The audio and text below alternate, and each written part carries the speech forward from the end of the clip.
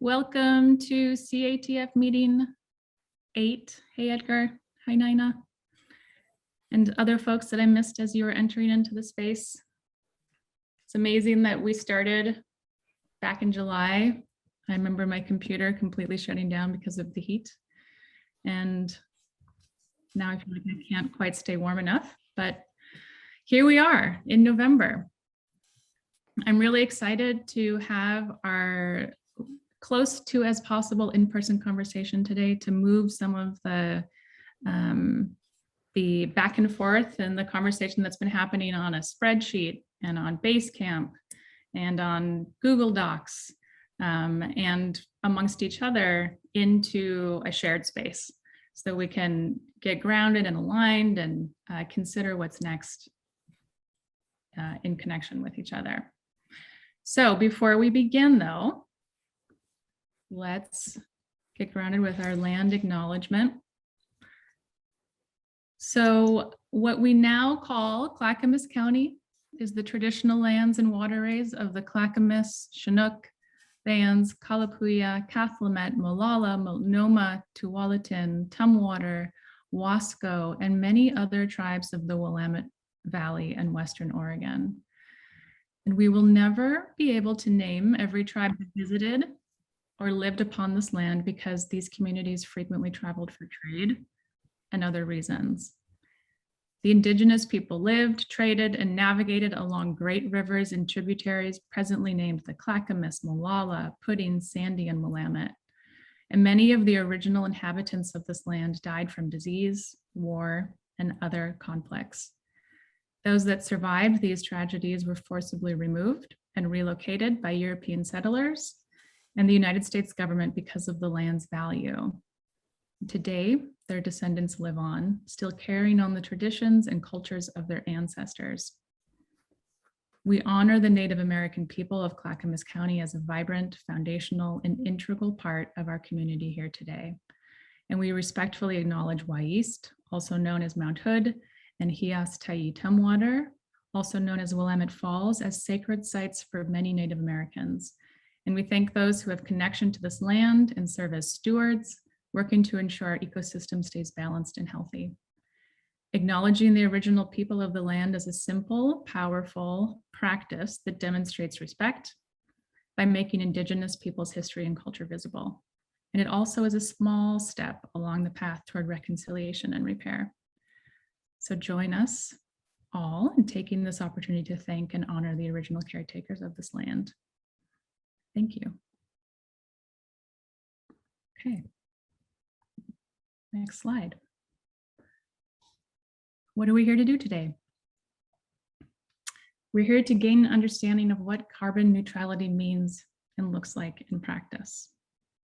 We want to gain understanding of what the low carbon scenario is and how it will be used. So this means what was modeled, what wasn't, and why. We want to review and discuss the low carbon actions contained in the scenario. And we want to review, generate, and filter strategies to achieve the low carbon actions. So as we've talked about on Basecamp and in our past meetings, the low carbon strategy provides us a high level, modelable view of the what. So what needs to happen to achieve carbon neutrality that can be measured and predicted with a simulation. So the scenario is a simulation of this future potential state. So I want to just acknowledge that we, being the consultant team and the staff, are sensing some tension and frustration amongst some of the folks within this group around not seeing some of their work threaded through from past meetings into the low carbon scenario. And that there was also some frustration about some questions around what exactly went into making the model and not feeling like some of those key questions have been answered. So what we wanted to do today is to provide the space to try to answer and respond to what we've been sensing and hearing on Basecamp. So Eben mentioned this in his note to you all, but you're going to see it in a couple different ways. And so the objectives, they've remained static, but the way that we want to set up the conversation is we want to spend time unpacking what makes a model. So what are the inputs and outputs, and what isn't included when we're doing these simulated models. We want to review the low carbon actions with this specific question in mind of how much by when. So we also know that this has been a conversation on Basecamp. What can we do? What can we front load? What do we have power over to try to get to that target date, or knowing that we can't shift the goal of carbon neutrality by 2050, but what can we do soon? And so while a good chunk of our emphasis today in our conversation is on reviewing the low carbon scenario and again, getting grounded in the modeling, getting grounded in the actions, we also want that last hour, where I know it's going to be hard to keep all of you not only engaged, but just physically present in the meeting, because it's a long meeting, we know that, is that we want to go back to some of that work that you generated on the mural board, specifically related to the strategies to reach the target outcomes and the high level actions that you identified. Because we still have this question of how are we going to reach the low carbon actions? So we want to spend that time for us to thread those pieces together. And of course, if we are cruising today and we move through this content, I don't think anybody's going to argue with ending early and going off on our Thursday evenings before 5 o'clock. So here is what it's going to look like. We've got, we're getting grounded here. Welcome, context setting. We're going to do some group introductions. We'll have time for public comment. We're going to hear a bit about what is carbon neutrality. And then we're going to spend a lot of time hanging out in the what is modeling and what are the actions that are contained in the low carbon scenario, reserving that last hour to talk about strategies if we don't get there sooner, if we don't get through the other parts of the low carbon strategy conversation sooner. So we'll have 2 breaks, and if we stick with the timeline, we can plan on them around 2:30 and 3:45, and they'll each be 10 minutes. Okay. So a little bit more context. So as I've mentioned, we're really focused on this low carbon scenario, explaining the modelable major greenhouse gas reducing actions, those big rocks, the essential actions that need to occur in order to reach the goal. So as you reviewed them, or as you will review them today, I expect that any number of these tensions might arise for you, in addition to others that aren't on this list. You might review them and think, this is too audacious. Or you might review them and think this is not ambitious or audacious enough. You might think this is not achievable at the expense of being audacious. You might feel like it's too universal, that it's not Clackamas specific enough, or that it's too Clackamas specific. And any number of these. So in our practice, we want to call what some of these potential tensions might be, call them in, and lean into that commitment that we made at the beginning of our time together around using tension, using some of this, what can feel like disagreement as a tool that can lead to better outcomes. And speaking of some of those initial agreements, I also want to just circle back to some of these collaborative conditions. So at our first meeting together, we had the question of what, in the past, when you have participated in a collaborative effort, what helped make it successful? And I wanted to just surface these 5, and you guys had about 12. But just to bringing these into the room today as we get into some real detailed and more technical information. First is that we want to keep our eyes on the prize. So while we walk through the low carbon actions, keep in mind that our prize in this room is the goal: carbon neutrality by 2050. That's where we want to, this is what we're all trying to get to this place.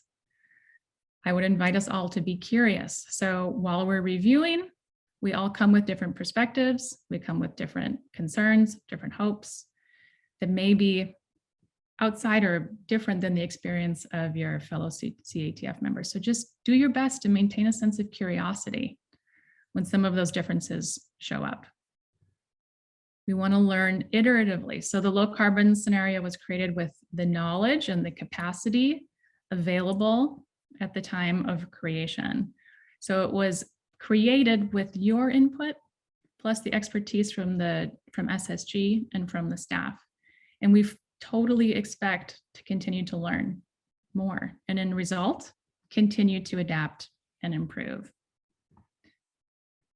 We don't want to let the perfect be the enemy of the great. So today resembles a really awesome milestone.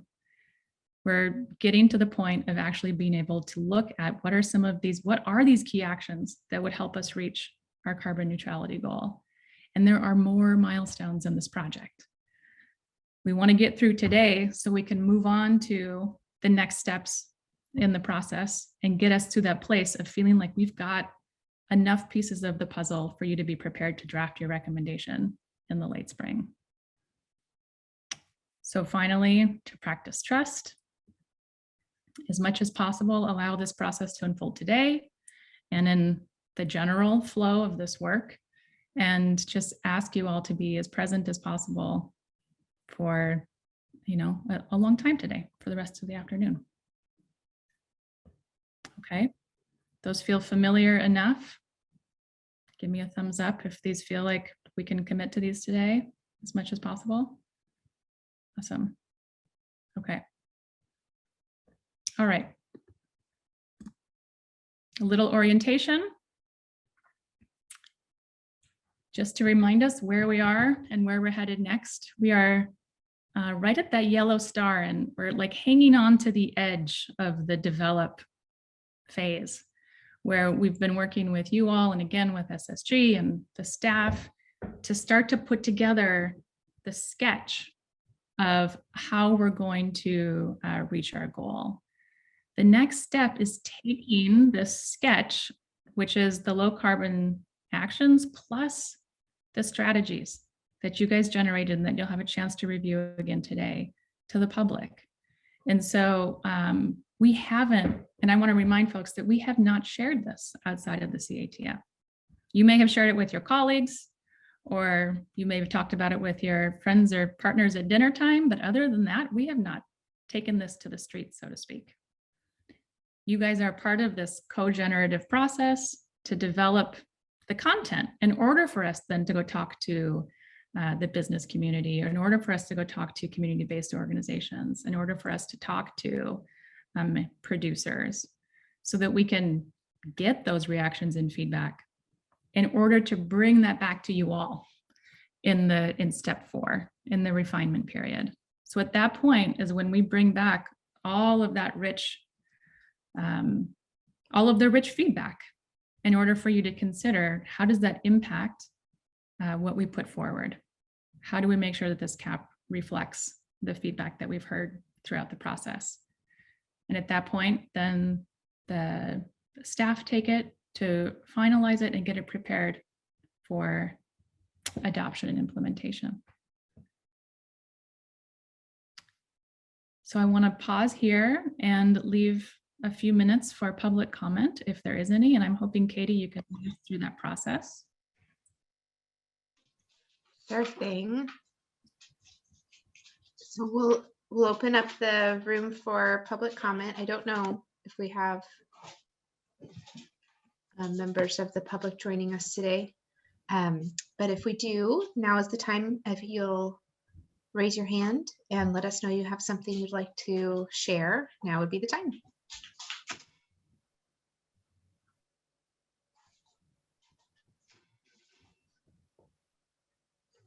I don't see any raised hands. Okay, Thanks, Monica. yeah. Excellent.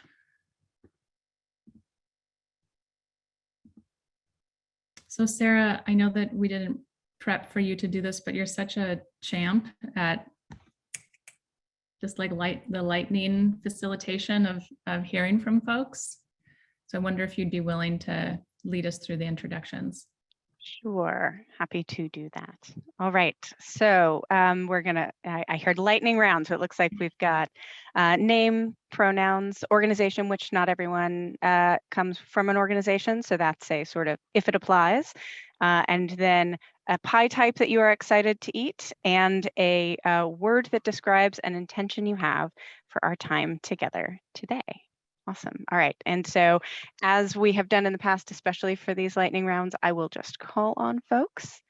And if you can unmute. So Ray. Ray Atkinson, he, him. I work at Clackamas Community College doing transportation planning. And my 2 words for pie, I guess it goes typical pumpkin pie. And for what we do today, I say productive. Thank you. Bill Avison. There's the unmute. Yeah, Bill Avison, he, him, organization, actually private, 2 words.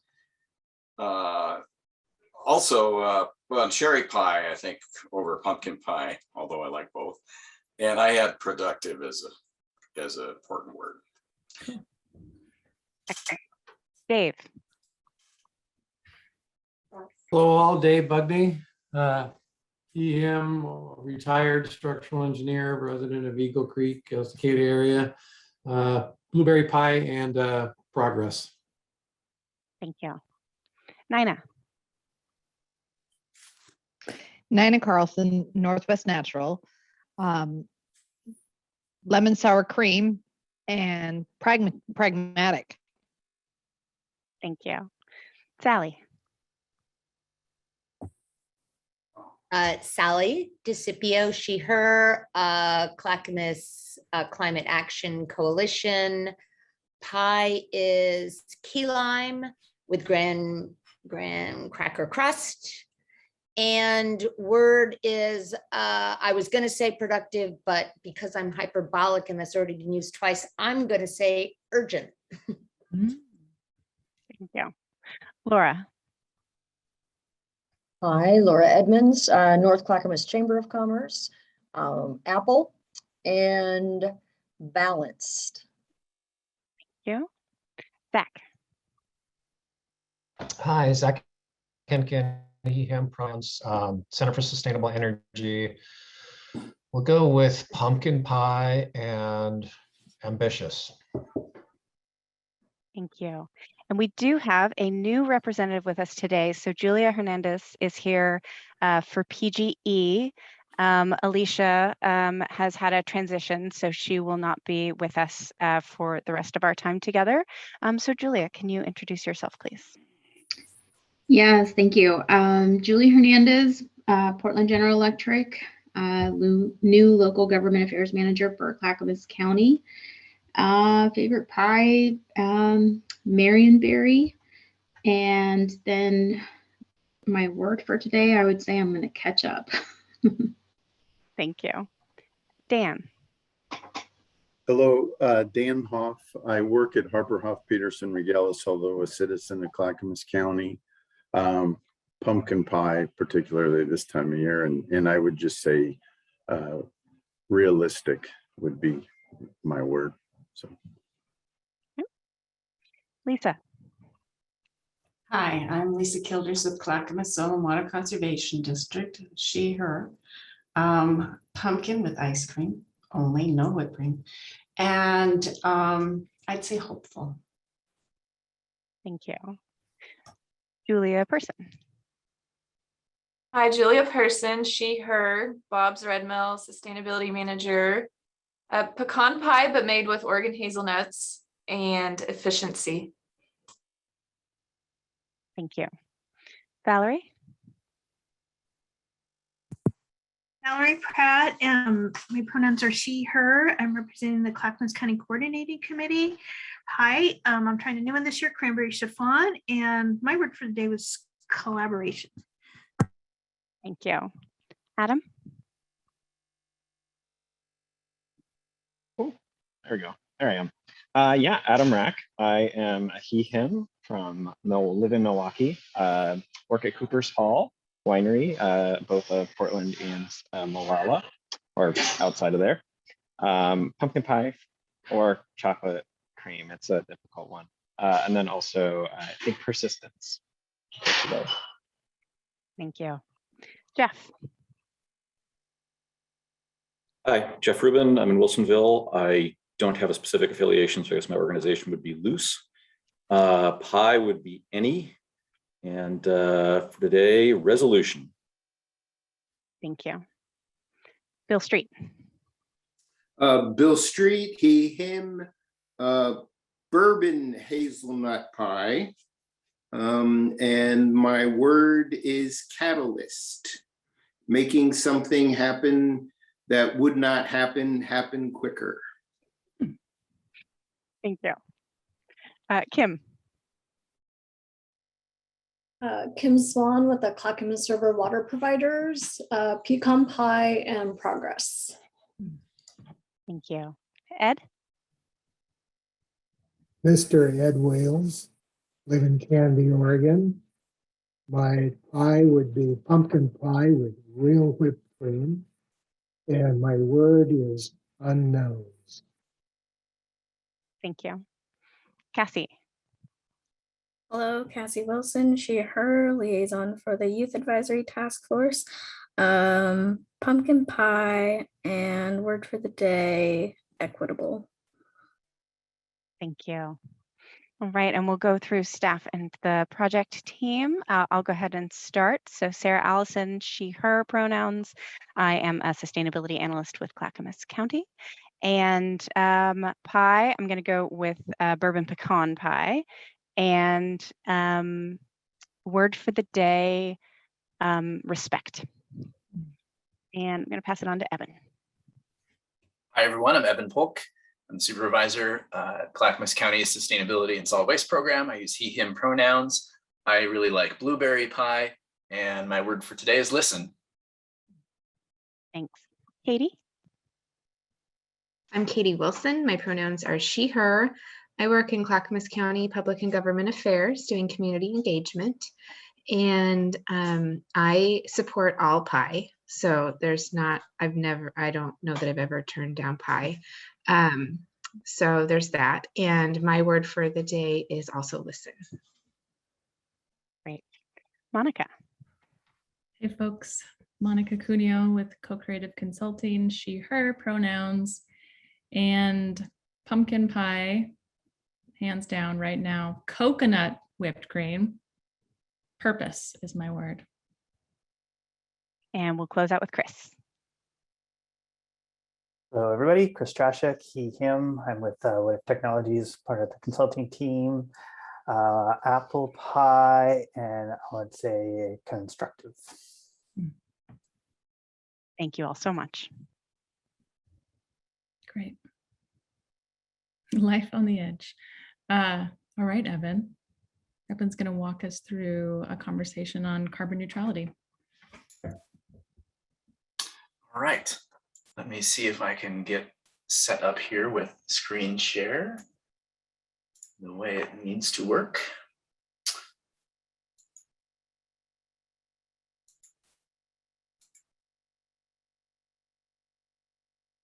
Okay. Are you seeing a blank PowerPoint slide? Okay, great. So we wanted to take a little bit of time today just to talk about the term carbon neutral and how it adds value in our project. There are multiple terms used to point towards successful mitigation of climate change. Carbon neutral is the term that's used in our Board of County Commissioners goal to develop a climate action plan with specific strategies to reach carbon neutral by 2050. So before we elaborate further on carbon neutral, I did want to just sort of step back and acknowledge that what needs to happen to mitigate climate change is hard to boil down to a single term. Human civilization has existed within a narrow overall average temperature range on our planet. And the last time that our atmosphere's greenhouse gas concentrations look like they do now, sea levels were 30 feet higher. There were camels in the Arctic. Planet's average temperature was, somewhere around 5 degrees warmer Fahrenheit. And so to maximize the chances that we can avoid the most catastrophic impacts of climate change, the overall evidence-based global objective for climate mitigation right now, if you kind of follow the global conversation, is that we need to limit our temperature increase globally to 1.5 degrees Celsius. And in order to do that, we got to halt the increase in atmospheric greenhouse gases and eventually return our levels of carbon in the atmosphere to around 350 parts per million. We're at around 412 right now, for reference. And that can be done by eliminating emissions, by switching away from fossil fuels and shifting carbon back out of the atmosphere through like forestry and soils. So that's kind of a mouthful, right? I mean, another way of putting it is that we need to be making significant percentage reductions in our greenhouse gas emissions. Here are a couple of ways of looking at that. So that's a bit of a mouthful. And so we have some different terms that have been identified to sort of signal success in mitigating climate change. And that's where we get words like carbon neutral, climate neutral, net zero, zero emissions, drawdown. None of these terms maybe are perfect or describe everything that needs to happen. They all have some pros and cons. But for us in our project, carbon neutral means reducing effectively the net contribution to climate change to zero. And at a global level, that makes a lot of sense. When you downscale carbon neutral as an idea to an organization or a community, it does start to get a little bit fuzzier. And I recognize that within this space, folks, we have different perspectives maybe on carbon neutral, what it means, or how to get there, or where the emphases should be placed. And it's okay to just acknowledge that it's a little bit fuzzier at the local level. At the global level, though, who here is familiar with the bathtub analogy? I see a couple of hands raised, right? So if you imagine that the level of water in a bathtub represents the concentration of greenhouse gases in our atmosphere, that level in the tub is rising dramatically, and it's beginning to overflow, i.e. the catastrophe. And we've got to get that water level to stop climbing and eventually drop back down to a sustainable, comfortable level. And so in that analogy, carbon neutral means we're not really contributing to filling the tub anymore. And we can't do that without dramatically reducing the flow into the tub, i.e. significant emissions reductions. But that effort can also be assisted by opening the drain of the tub wider, i.e. more sequestration, pulling carbon out of the atmosphere.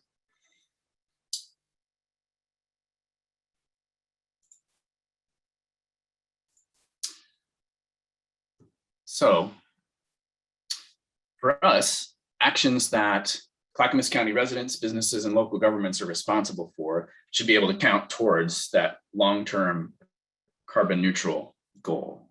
And again, it's kind of a both and situation. We want to do sequestration actions and emissions reduction actions. Both of those things are important and necessary. And, oh, excuse me, that bullet is not fully polished, but not only should we be taking action that we can claim responsibility for on the emissions reduction side and also hopefully on the sequestration side, we should also be looking to facilitate or advocate for actions that ultimately we might not take credit for, or maybe not show up on our balance sheet, so to speak, for Clackamas County, but those things are necessary for us to, as a community, reach our goal.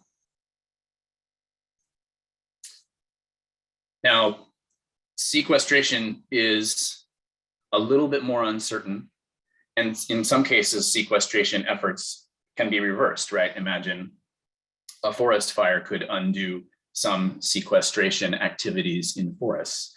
But those things are still worth pursuing. And so it's been really exciting and gratifying to see attention paid to that within this project among a number of task force members. And we want to affirm that.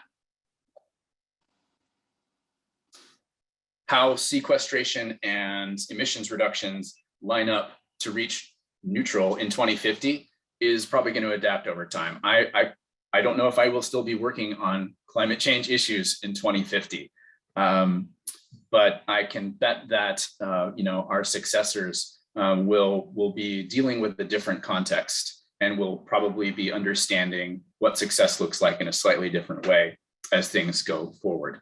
But it is really important to establish momentum in both areas of emissions reductions and sequestration over the next 10 to 15 years.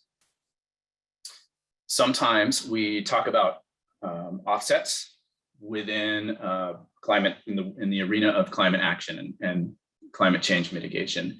And those are a related but distinct idea that can include financing other actors' emissions reductions or sequestration as a near to midterm action. And because climate change is a really complex issue, and because offsets play kind of one space, occupy some space in that conversation, it's something that, while we haven't had a chance to talk about it a lot in this project, is sort of out there that may warrant further review, in years after this project. So those are just a few thoughts on carbon neutral as a concept, how it can be used in our project. But I really just want to underscore that for the purposes of this project, it's really important that we be looking at both emissions reductions as ambitious as possible to meet the goal, and sequestration both together. Let me stop sharing so that I can see you. There may be a moment for conversation or questions in follow-up on that. Yeah, Evan, Dan had a question. Has the Board of County Commissioners defined carbon neutral in the context of this task force, and why can't the existing carbon sequestration capacity count?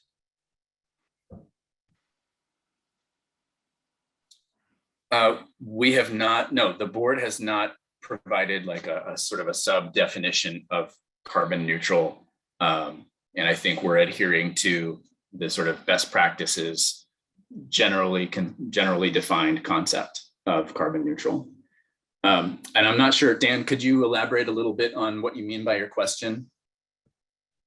Well, yes, because Clackamas County and Oregon in general have had a land use process that have protected farm and forest land for decades and decades. That capacity, when they did that it wasn't the intent for carbon sequestration, but it was to preserve the forest. And people have made sacrifices, and there's been development that's occurred more in urban areas. And it just seems like some of those elements should count when you're looking at a plan, because I'm actually on vacation. I'm down here in Phoenix at a relative's.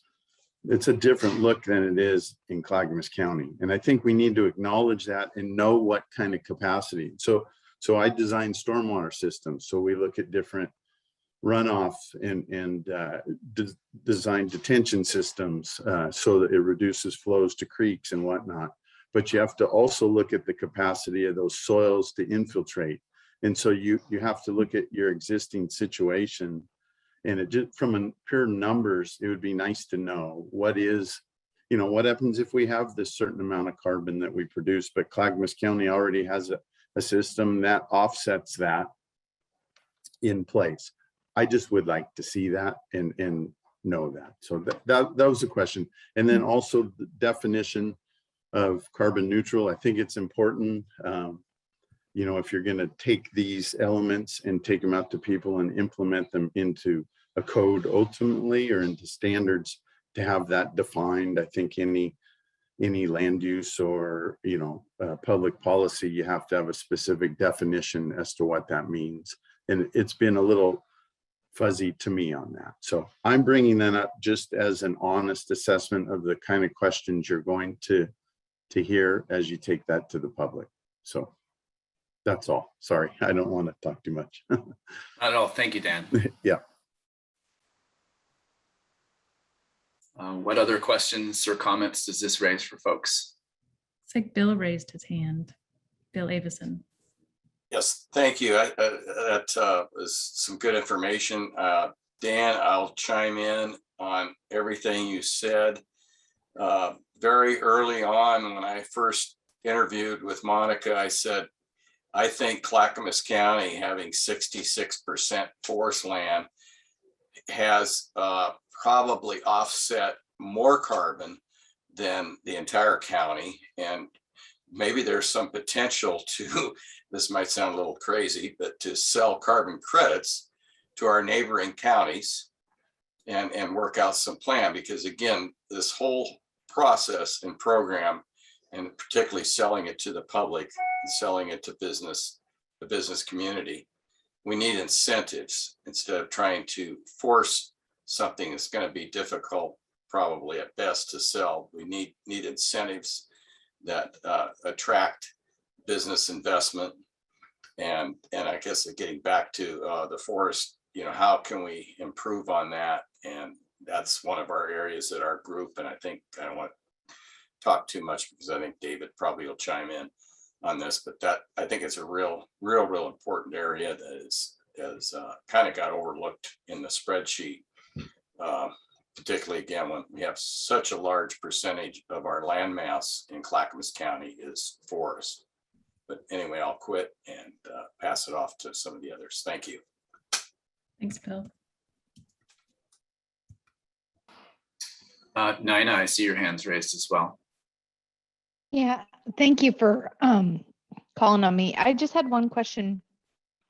When you talked about the offset potential or offsets, is that kind of like, you know, we're going to do the most work we can, and then that last incremental bit that is really hard to get to neutrality, that's when we bring in offsets?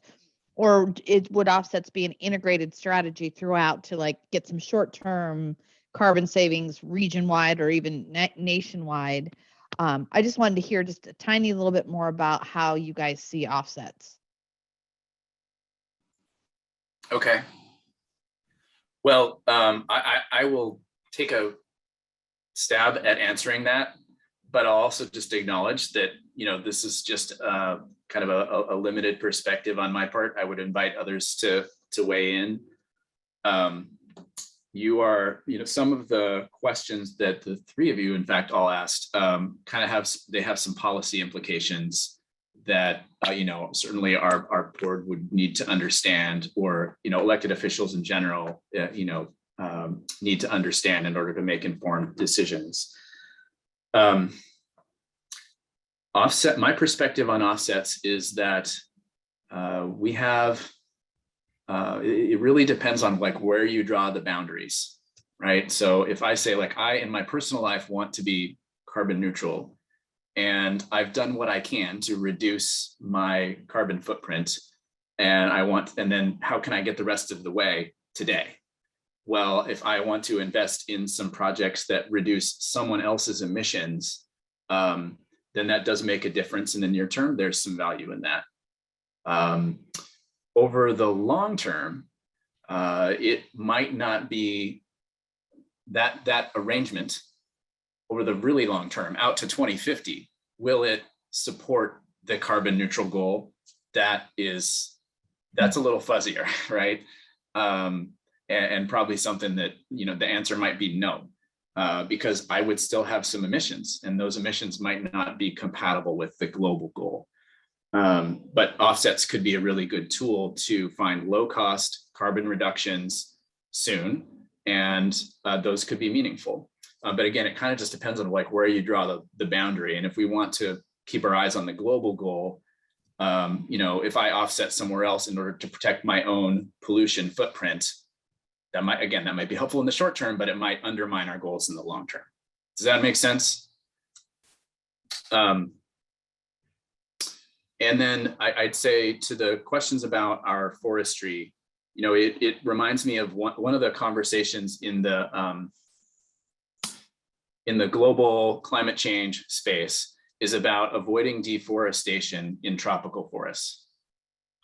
We have, you know, there are some great forests around our planet that are currently undergoing deforestation, and that it would be very important to maintain and keep those as one of the many strategies to address climate change.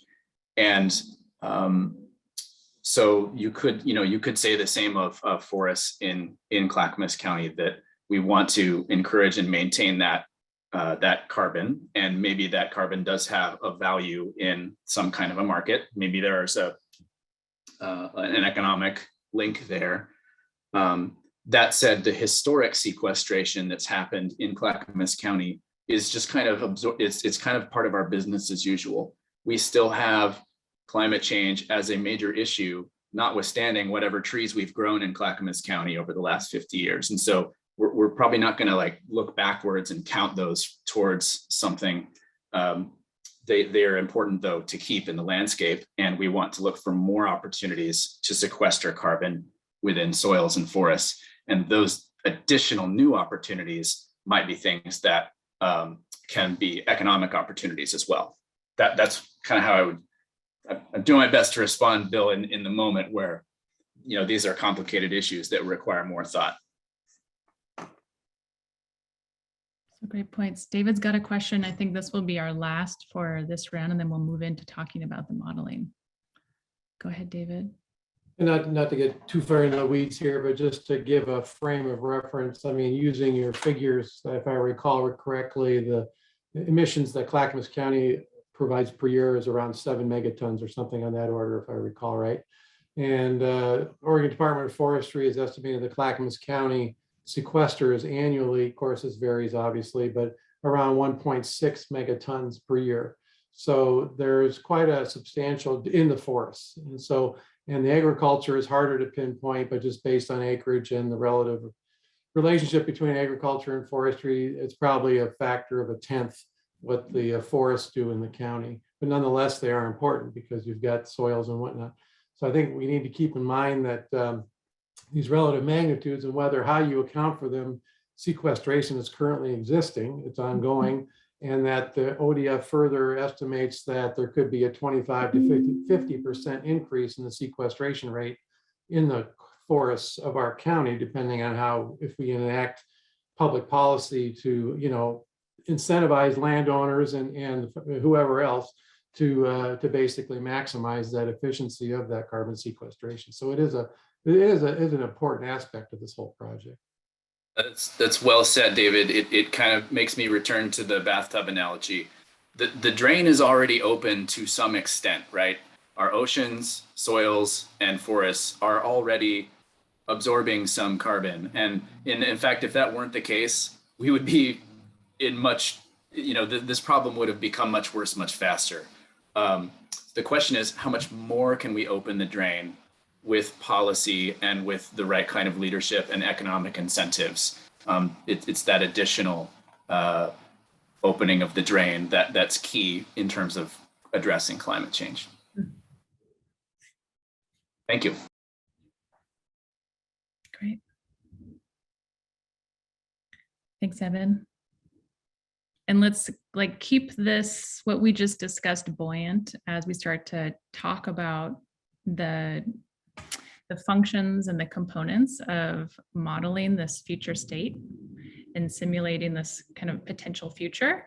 And think about how do these kind of big picture tactics inform and shape and influence what we see translated into our actions. So I'm going to hand it over to Chris with What If and SSG to walk us through a modeling overview and depending on time, if we can start to even discuss the low carbon actions before break. Thanks, Monica. Yeah. Let me just add one thing here is that for this period where Chris is providing an overview of the modeling, I want you guys use the chat for questions. We've got about 15 or 20 minutes to discuss this piece. And then in the next phase, when we are reviewing the actions, it's going to be a really interactive. So there's a little bit more of this kind of listening and framing, and then we're going to need you to be really engaged with your computer screens. And when we start to unpack and discuss the actions individually. Great, thanks. Okay, so as Monica said, I'm going to dive into a little bit about the modeling process. It's going to get a little bit technical. I know some of you that might be really new and some of you might be old hats. So bear with me. I'm going to try and tread the line in between those two as best I can. So really what we're trying to do here is look at, when I say major GHG reducing high level actions is really looking at kind of the sectors of influence that we have that we have the ability to model and that we have the ability to understand and to model forward. So this graph here is the sectors that we have generated GHG emissions from. This is obviously replicating the county's own GHG inventory. You'll notice I didn't put consumption on there. Consumption, obviously, as you remember, kind of is a really big wedge, and it's a really big challenge in and of itself going forward, and trying to understand or simulate and project forward what consumption could look like in the future takes a lot more data that we just don't have available to ourselves right now. So we're just going to be focusing on the sectors that aren't consumption specific. Excuse me a second, I just got to clear my throat. Apologies. And so what we're really asking for in the beginning part of this conversation is focusing really on the what and not the how. So the what is defining what those actions look like. So what is the magnitude of the change that we want to look at, and when does that change happen? What is the timing of that change? Because the model doesn't like fuzzy things. It likes concrete numbers. And so we need to be able to tell the model, when is that, how much of that change is going to happen? Are we going to reduce emissions or energy use by 50%, 100%, 10%? Are we going to address all of the vehicles in Clackamas County? And when are we going to do this? So that's the kind of thinking that I want you to get your mindset into. And we're going to be going through a couple of other slides to help you get thinking about that. And the how also is important, and the how are some of the more descriptive policy layers that you all have been sharing. So we have a combination of the what and the how, but the how comes after. So once we've modeled the what and we've told the model, this is what we want our future to look like, then obviously the hard work or the real work comes into is how do we do that? And that's a lot of so you might not see a lot of the stuff maybe that you put into the mirror board or into Basecamp necessarily in this conversation, but that's the part it's not ignored or it's not thrown out. That's the part that's coming after, because that's where we say, okay, sure, we want to see 100% of new electric vehicles, for example, by this date. The model is agnostic to that. It says, okay, I'm going to calculate that for you and show you what the impact of that could look like. But then the next phase is, okay, well, there's many layers on how that could happen, and that's a different conversation and a very important one, obviously. And then also too, we're looking at action ambition, and I know it can be tricky or hard to get your mindset around, well, that might not be possible, or we don't have the technology to do that right now. And that makes sense, and that's understandable. But we're also trying to look at what needs to be done in order to meet our goal of net zero or climate neutral, by 2050. So we're looking at not necessarily what's feasible, and some of these things might not be feasible right now, or might take a lot of effort or like an emergency level of mobilization to make it happen. But that's kind of what we're trying to explore, because this is an emergency, like everybody's been talking about. So it's not necessarily incremental change that something has to happen by 2050. Sometimes, these changes might have to happen, starting today, kind of thing. So trying to understand, trying to think outside that box a little bit about, it's not necessarily feasible right now, but it's something that as we start talking about how, is that we need to make these things happen. Hey, Chris. Yeah. While we're on this slide, we have one question in the comments. Just can you remind us what fugitive emissions Oh, are? yeah, so fugitive emissions are basically emissions generated from the transportation and the burning of fossil fuels, so natural gas, gasoline, and things like that. So as we're producing them and transporting them through pipelines, some of them leak out into the atmosphere and are emissions.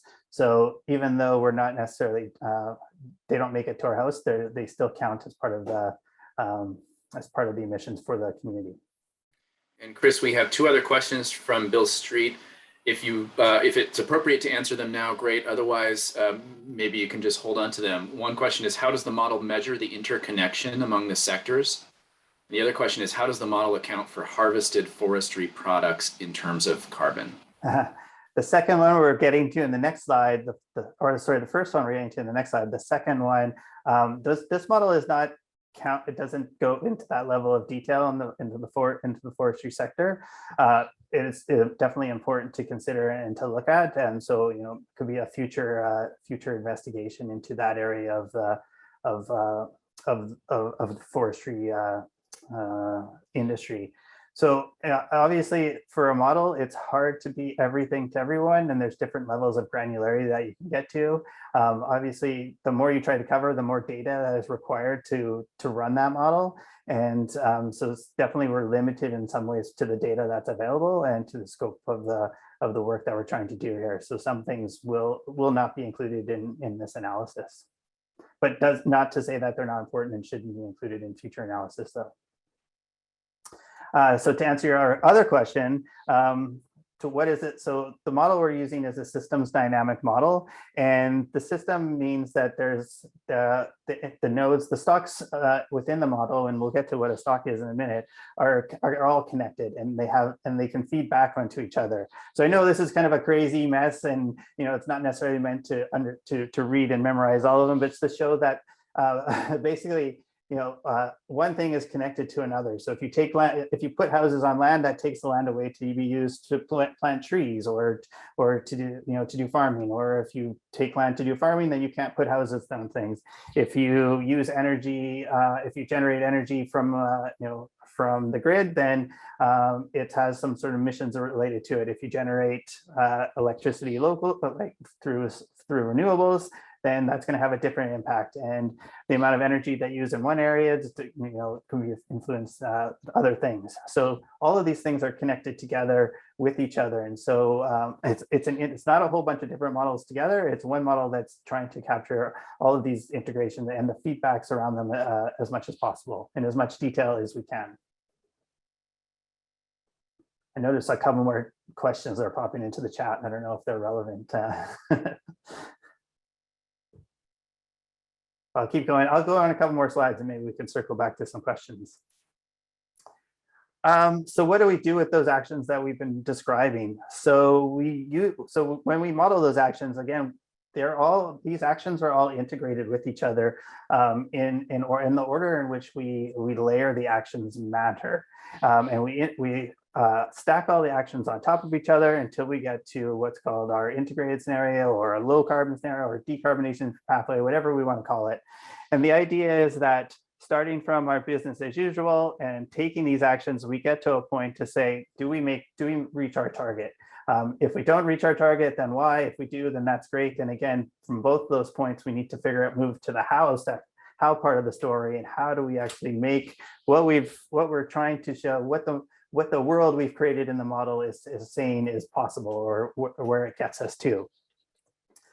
So like I said, because the order in which we stack things matter, what we try and do in the modeling process is try to do actions that reduce energy first, because it's much easier to supply less energy and reduce our emissions by actually reducing the amount of energy that we are using. We do things like efficiency gains as well. We can do things like fuel switching. We can do things like actually switching out of technology. So, getting out of our car and walking more, different things like that.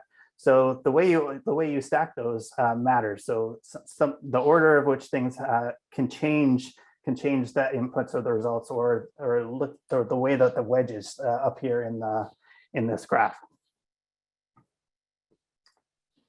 Another thing we heard from Basecamp is people were concerned that some of these actions we are looking at are just cookie cutter and not Clackamas specific. And the answer to that question is kind of yes and no. Yes, they're cookie cutter because we know that we're working with communities that have buildings. We know we're working with a community that has vehicles and lots of transportation. We know that we're working with a community that has lots of waste. So, all communities all over North America have those things, have pretty much the same aspects of energy generating and emission producing activities that we have to address. And so the main kind of sectors or rocks, if we will, are pretty much the same across all community. The uniqueness comes from the actual system dynamics within the community. So our model is spatially geographic. So we do model the different data points by the different zones in the county. And if you remember, I think I've talked to this group before, what we're using is the traffic zones from the metro area transportation modeling. So they're just a nice way of being able to segment off different areas so we can get a more granular look at what's happening within the community. So this allows us to say, well, okay, the areas up here that are in the urban center are going to respond differently to the actions that we are putting into the model than the ones that are happening down in the more rural areas. So a good example of this would be a mode shift action. So if we're looking at trying to get people out of their cars and walking and biking more, you're going to see a bigger impact in the urban areas because they're going to have the ability to do that more because the distance between where they want to go and where they want to get to is going to be shorter than the places in rural areas, which are more spread out. So that part is built into the modeling. So the uniqueness there of Clackamas is built into the model. And I'll touch again on this in a minute, but the stock. So all of the building, we are actually we've got an inventory of all the different various building types. So we know the number of singles, the numbers of apartments, the numbers of certain commercial types of buildings are based on what's actually on the ground in Clackamas. So when we're adjusting the energy use for existing buildings, we're adjusting the energy use based on the observed energy consumption in Clackamas and the buildings that are actually using that energy in Clackamas. The vehicle stock is specific to Clackamas. So when we're adjusting, the amount of vehicles that are traveling or the types of vehicles that are being traveled in, those are specific to Clackamas. So all of the data and all that's underlying the model is what's making this specific. And then of course, all of the hows that we're going to apply to the what's that we're modeling are going to be all Clackamas specific because they're going to be addressing all the various differences that Clackamas County has on offer. I hope that makes sense to everybody. And I hope that addresses the concerns of the group. Chris, there's just a couple questions in the chat. One, Bill offered some modeling data that would be helpful for wood sequestration. So we should. Sounds good. Let's capture that. Yep. And Nina, do you want to speak your question into the room here? Yeah, I just was, that was a fairly large chunk on fugitive emissions. And there are lots of different sectors that have emissions profiles. And I was just kind of concerned about calling it fugitive emissions. To me, it's not helpful. It needs to be broken down into the various sectors because each sector has its own, needs to be looked at independently for actions. And there's a lot of different legislation right now that's being, that has just finished rulemaking, about ready to go into effect, or has just recently gone into effect, that could really change what those fugitive emissions look like. And I just wanted to make sure that the assumptions that those were created under were backed by the most recent data and not, like I put in the chat, not something like you're comparing an apple and it's really an orange. And I'm not criticizing you guys because this stuff is super complex and there's numbers all over the map, but that really does matter when we're looking for solutions and Oops. Yeah, so the numbers there are based on the work that Clackamas had previously done on their emissions inventory, and so we use the same methodology there to represent those factors. They are. I guess they're kind of a sector-based. Yeah, I guess they're aligned to the sectors in a way too, but they're also, I guess, more kind of fuel-based. But you know, we could break those up if you want at some point in the future to. If that would help, for sure. We have the ability to do so. Great. And Nina, you had another question, Nina, and then let's go to Bill Street next. You asked if the implications of the governor's executive order were incorporated in the assumptions of the modeling. Well, not in the 20, like, not as far as the business as usual goes, because when we did this, there was no real kind of concrete plans, but we can, I think, include those or include those as part of the low carbon modeling too. And I would imagine we'd have to, you know, add on top of that for sure as well. well, no, I just think that it'll show what the delta is of what we have to address versus what is already addressed by the state, and it's not Clackamas County. Clackamas County won't have to worry about that portion, because it's pretty amazing what's coming. Well, Clackamas County will still have to implement that, though. It's not just going to happen because of the state. Like there'll still be changes at the Clackamas County level. Yeah, I'll just jump in here too and acknowledge that we have multiple executive orders. Oregon's got a lot going on with respect to climate mitigation. So this is a tough one to model, to estimate the business as usual, business as planned, then model, all while some decisions are being made at the state level. But Nina, I'm wondering, are you thinking that are you referring to the most recent executive order from the governor around like major carbon climate protection emitters? plan? The climate protection plan, yeah. The more recent, okay, thank you. 2004. 2004 is one of the older sets of orders. This one had just had its draft rulemaking closed, and it should be, I think that there should be some level of specificity or clarity beginning of next year.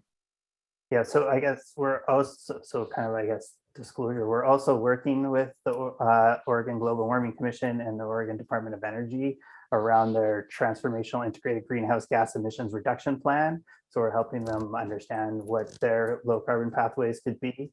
And so obviously bringing that thinking into this work as well, in coordination with that work. So it's been fascinating to be working at those levels. I bet. So Bill, do you want to speak your question into the room? Sure. Just trying to get a handle on how the sectors interact with each other and whether that interaction is drawn from like industry-wide location quotients or some other relationship between the industries throughout the United States. Because the survey, the Clackamas County Emissions Survey, I don't think delves into the relationships between the sectors. So if that's the case, then it'd be really useful to know if we're using, you know, standardized industry interrelationship constants, or if we have been able to model the fact that, for example, my little house in between Milwaukee and Gladstone, clearly in an urban suburban environment, probably has more carbon sequestered in the 600-year-old Doug fir that are sitting on my property than the entire borough of Percy, where I was raised in Pennsylvania, that probably doesn't have a 100-year-old tree in 1 square mile.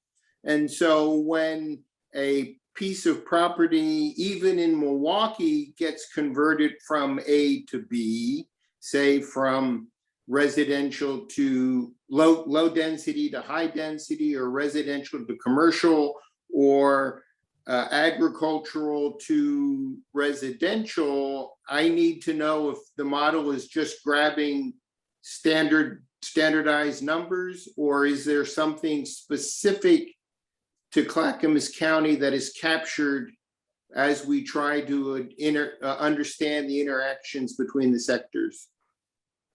So it sounds like when you mean sectors, you mean between like land sequestration and building. Between transportation and residential, between residential and industry. So again, looking at this, so we know X, so let's pick a bigger, so we know X number of, say, residential buildings are in this, they're in this zone. We know X number of non-residential buildings are in this zone. We know the same thing for all of the different zones. We have the transportation modeling that Metro has done that has the origin and destination trips. So we know that there's X amount of trips between this zone and, say, this zone. And we know that those trips are for work and for school and for other, or for non-home based. We know what kind of modes that are being used, or is it personal use vehicle, or are they using transit or things like that.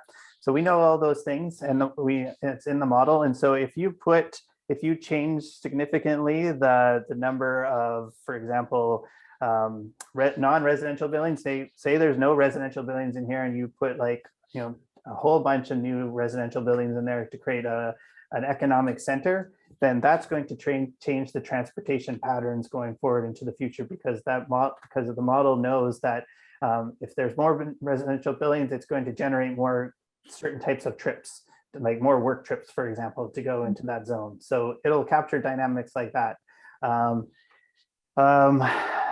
What other dynamics? So yeah, so all of those types of things are included in the modeling here.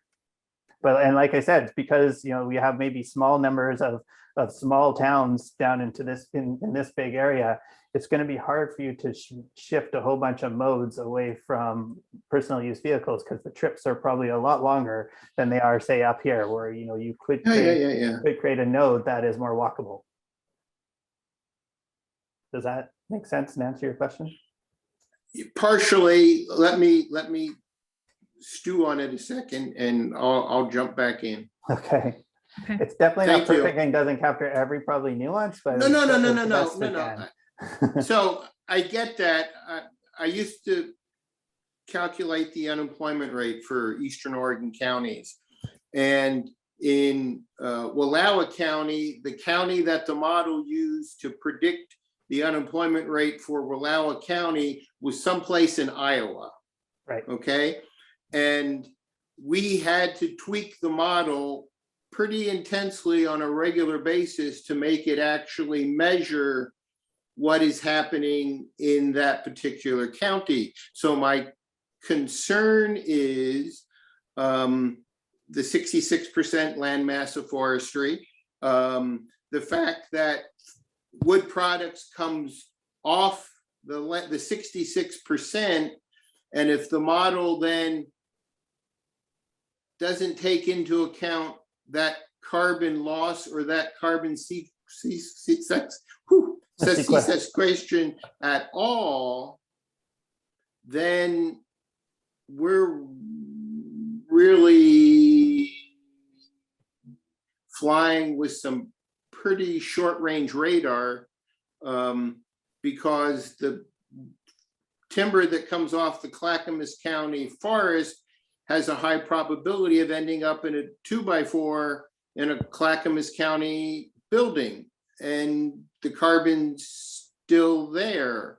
On the other hand, we have precision cast parts in the county, which is a unique industry, and I'm just trying to figure out the sophistication of the model. So yeah, we're not down at the tree stand level of modeling in this model, but we can model like changes in sequestration levels, and that's one lever that we'll be touching on later. And I think in a couple of slides, I'll also be talking about the calibration process, and that might help answer your question on how we do the model to match what's actually happening in Clackamas. Thank you. Let's move on to those additional slides that we've got just a few minutes left if we want to start to dive into the low carbon actions. All right, sounds good. Thanks for the questions, everybody. Yeah. Okay, so stocks and flows. Stocks and flows are an essential component of any systems dynamics model. Stocks are the measure of a collection of objects at a specific time. So like in Bill's example, a stand of trees, that's a stock of trees. The buildings that are in the community, that's a stock of buildings. The people, that's a stock of people, so on and so forth. I think you get the point. Stocks are important aspects in system dynamics model. They provide balance and prevent change from happening quickly, which can be a good thing or a bad thing, depending on what you want the system to do. And so it can also do, that introduces a lag to the system when you're trying to make change, or it can. Flows are the measure of change to the stock over time. So if we're adding new people into the county, that's a flow of people in. If people are leaving, that's a flow of people out. Again, adding new buildings, cutting down trees, that those are flows, so changes of things over time. So both of those working together help us define the dynamics of the system that's happening, and being able to model that system over a period of time. So the tricky part of thinking about this, if you're not used to thinking about stocks and flows, is you can't just make a stock change. It's good, depending on the type of stock and the size of the stock, it's going to move faster or slower. And so we need to keep that in mind when we're defining the actions in the future. So we can't just say, if we want change to happen, we can't just necessarily say we want it to happen in 2050. We need to start thinking about making that change happen before that. So to see the final result happen by 2050, for example. So in this case, you can see we're putting all new electric vehicles into the stock, but because we already have a mixture of vehicles that are already in the stock of vehicles currently, we're not going to just get automatically 100% new electric vehicles out on the road, driving on the road. It's going to be a mixture of both vehicles that we have and the new vehicles that we put in. So the calibration process. So again, this might get a little technical, but try and keep it as high level as possible. So we have in the calibration process, we have some inputs. So now you'll see a calibrator input, and these are the same. The reason we have two is we decouple that going into the simulator so that we always keep the calibration kind of at the same level, as the same starting point. So we don't want to adjust things that have already happened in the past. We want to be able to play with things that are happening in the future. So these are essentially the same as when you're thinking of the calibration. Then we have model outputs. So in this case, we have an energy use intensity. So if you're thinking of a home, there's a million BTUs of energy per square foot of home that you have. So everybody has that. We probably don't think about it in that way. We just see our energy bill, but that's how these things are measured. And that leads to kind of how much energy that your building needs, and how much energy you're actually providing to or using to provide that energy for the building. And so the way when you're building a model, what you do is you have some starting points, as Bill suggested, and these are usually, in this case, it's we got this from, if we're looking at residential buildings, this comes from the REX, it's a residential energy survey. That's a federal survey that kind of, for this area and region, this is kind of typical what buildings, how much energy these buildings use. So we use that as a starting point. We get the observed amount of energy, so natural gas and electricity that a building uses. So this is measured data that we get from the utilities.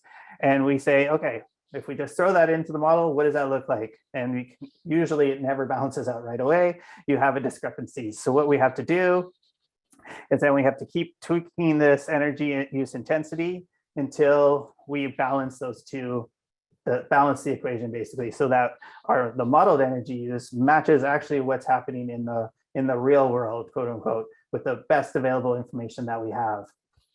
So this allows us to say, all right, so now we're matching we have the buildings that are in Clackamas, we have the energy use that's in Clackamas, and then these intensities or parameters are what helps us describe what that situation is in Clackamas, so that when we're going forward and projecting forward, we can say with a reasonable amount of certainty that these numbers are representing what's happening in the community of Clackamas, or the county of Clackamas in this case. And then when we move to the simulation side, then it's just what we're doing is we're playing around with these intensities going forward, because we're going to say, well, now in this case, what if we wanted to retrofit that building? So we wanted to say, well, if we added insulation to the walls and the roofs, if we changed the windows, if we made sure all the doors aren't leaky and we filled in all the cracks, what is that going to, how much can we get? How much can we decrease that energy use intensity for that building going forward? And then that will in turn reduce the energy consumption, and then in turn reduce the emissions that that building is producing going forward. So in the next phase, what we're going to be doing is looking at we're going to be trying to specify as best we can what changes to these intensities, where they could be new vehicle adoption, they could be number of trips done by walking, they could be all sorts of things that we're going to be looking at. It could be the amount of the sequestration ability of the forest in Clackamas. Those are the intensities and the numbers that we're going to be looking for from you to get a sense of, you know, how ambitious do we want to be, and what is the timing of these changes do we want to see. So I hope that made sense, and I hope that helped a little bit. I'm going to pause here and just 2 minutes, 3 minutes. How is this landing? Does it feel like it's filling in some gaps, kind of seeing how this is structured? What goes in order to get the simulated future out? Monica, could I ask one quick question on this? Yeah. Just, do you guys like go back every so often and tweak this? Is that part of the scope of this? I know we talked about that, but I will feel a lot better if knowing that this is, you know, you give it a checkup and like, oh, we're here, great, or oh, we're not there, or these things have happened that skew. Oops. I think you cut out right at the end, but basically your question is, will we model again? Right? And Eben, I might, update it. Eben, I know that you were responding to Lisa's question that was similar to this on chat. And would you be able to speak a little bit about the scope of this particular project and what's in store for the future? Sure. So the scope right now for this project includes just one round of modeling. I think to repeat kind of what I said in the comments, I'd say we're learning by doing to some extent with this, where the modeling is concerned. So it could happen again, you know, in terms of a checkup or a tweak or a testing of further scenarios as we learn more. But at present, it's not budgeted. And I guess I would just add to that. I really appreciate all the questions that are being raised about the model. You know, it's clear it won't be able to be all things for all aspects of the carbon cycle. What it does cover should be informative and valuable. But I also hear at the same time that it's probably important for us to make room to identify what gaps remain like outside the model with your expertise. And then of those gaps, you know, which we need to understand, which things we need to understand better, either using other models or maybe to explore further as next steps. So if you're hearing, you know, it's not in the model for something that is, you think worth understanding better, please don't take that answer as a conclusion necessarily, but as an opportunity for additional recommendations from you to the board around, like, you know, further investigation in next steps. Go ahead, Bill. And basically, that's what I was going to say. I mean, if you need to do some substantial remodel, I think it would be, you could go back to the BCC, say, we need more money. Let's get this thing right. You're saying, huh? You don't think that's possible, Monica? Oh, no, I'm not the person to comment on that. I'm acknowledging and absorbing the comment. Because thank you. Yeah. Because it feels to you, Bill, like getting this right is the important piece. Is that right? By all means. I mean, if it takes a little bit longer and a slightly larger budget, I think we've got to do it right. We only have one chance to get it right. Sometimes the more you try to cram into a model, the event eventually at some point, if you try to keep cramming more stuff in, it starts to perform worse. I don't know that that's the case for us here, but I just want to be open to either, I'm open. I think we can be open to exploring either tweaking this modeling round or considering the value of remodeling in the future, or looking at issues or topics that aren't in this model in a related but separate model or a separate conversation. So we do want to cover the things that emerge as important gaps in some way. And maybe it gets remodeled in 5 years or 10 years. Again, 2050 is going to be really difficult to predict, but you're using obviously the tools you have today to get there. That was really my point. Thanks. Yep. Well said. Any projection going forward gets less and less uncertain the farther you go out, for sure. Ray, go ahead. I'd like a more clarification on the electric vehicle analysis, whether that's just looking at the vehicle and how people are using electric vehicles, or is it looking at like the apartment complexes having charging stations and the infrastructure needed to support electric vehicles? Because I don't know if you're following DLCD's climate-friendly and equitable communities rulemaking process, but they're looking at that whole process, looking at requiring electric vehicle charging stations in certain areas and all that requirements. And so I think that would be important to analyze. I just don't know what level of detail this process is going to be at. So thank you. Yeah, again, I think what we're trying to do at the first stage is to say, if you transition your vehicle stock at this rate over this time period, this is what's going to happen to the energy demand, and this is what the emissions profile is going to look like. And then the next step is to be, if we want to get this transition, what kind of charging infrastructure would be required, what kind of help would the individuals need to make this transition faster if that's the case. So again, it's kind of two parts to answering that.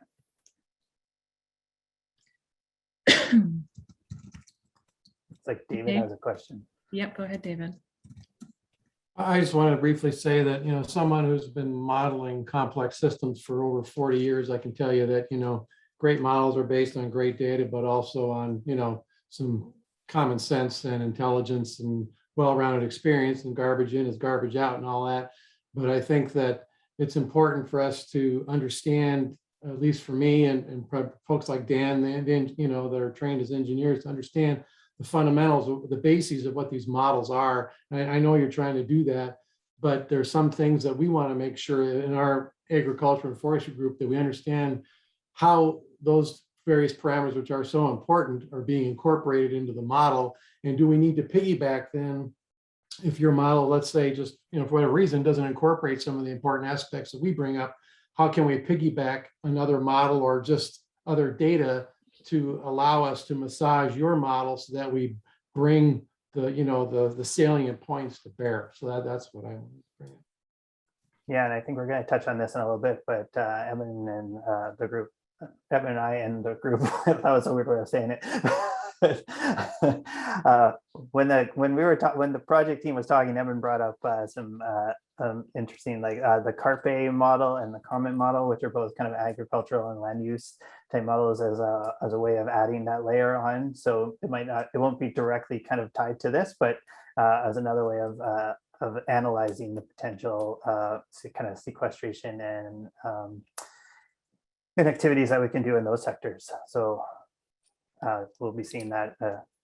It's a sneak peek to one of the next slides coming up later. Yes. But any other models or suggestions that you have would be most welcome as well, David. I want to lift up Bill Street's comment. As long as we all understand the limits of the model and don't attempt to justify conclusions that the model is unable to confirm or deny, nor use the limits of the model to limit our recommendations, we should be able to probably come to consensual recommendations and a roadmap. So emphasizing again what Eben offered, that the model is going to give us a path towards those big rocks, and it does not include all of the needs that and what we as a group know needs to happen within Clackamas County. So today we're talking about what is modelable. It is not the end of the conversation about what goes into the CAP. And I'm wondering if we can close with that, knowing that the model it's a big tool, and it's where we're at right now. It's the milestone in our conversation. And it's what we want to move into for the rest of our meeting, to talk about those actions that will go into the model. But it does not dismiss the additional pieces that we still need more data around. There's a lot of context and change happening, that there's still additional conversations. Can we move into a break? We had it scheduled for 2:30. Move into a break, come back and start to talk about actions. Good enough? Great enough? That's your language. Great enough for now? Some thumbs up, and some people turning off their screens, which tells me they're already out. They are breaking. Okay, see you guys in 10 minutes.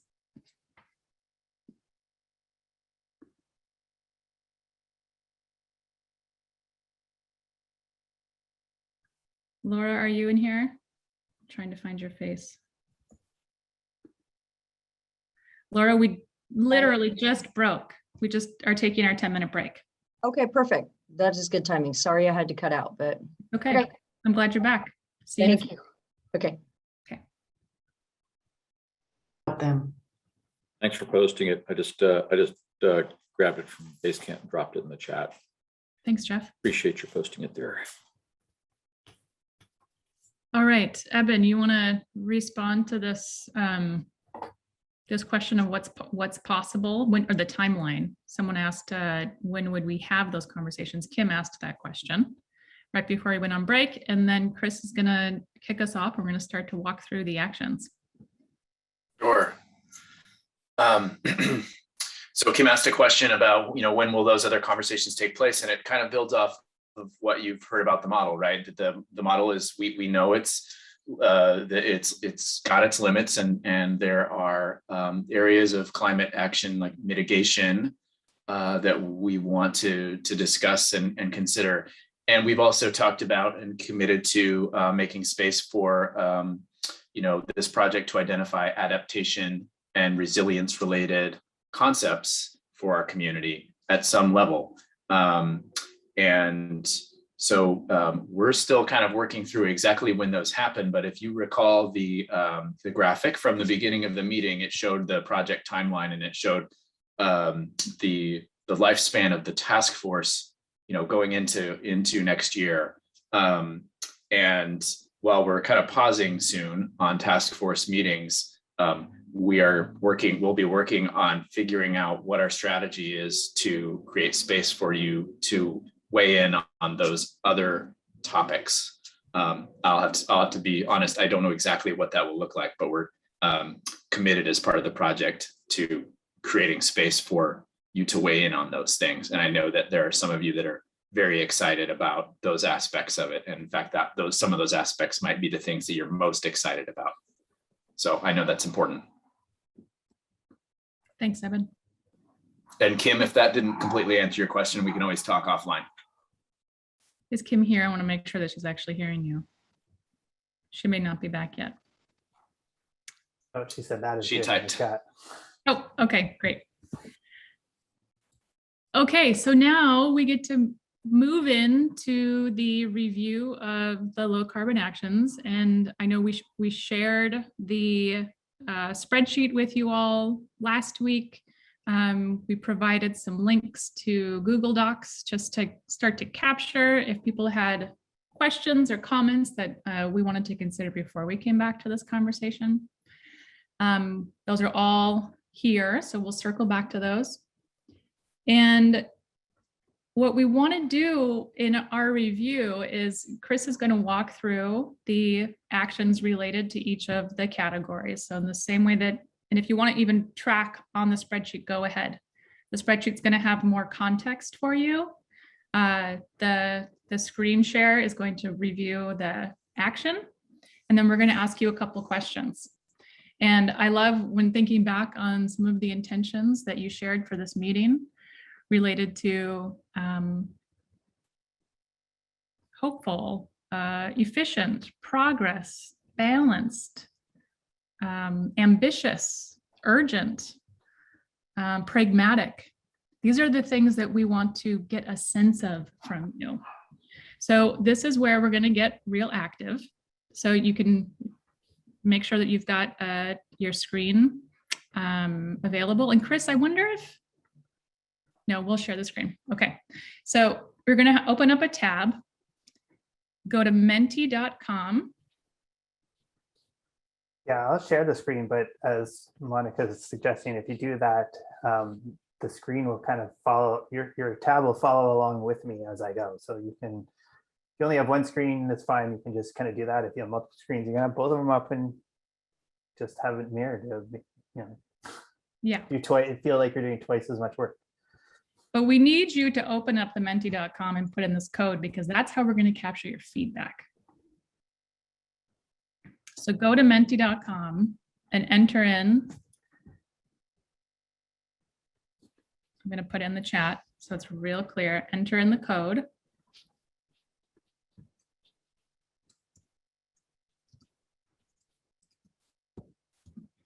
And Chris, are you able to track as people are coming in?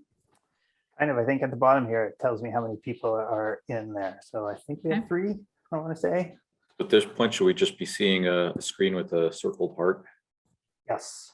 Well, you should see, yeah, you might just see that. That says proposed low carbon action. Yep. I mean, nothing, Yeah, nothing exactly. below the heart. Yep. Yeah. Thanks. Yeah, exactly. Okay. Yep. I just opened it up too. Yes. So it's just a title.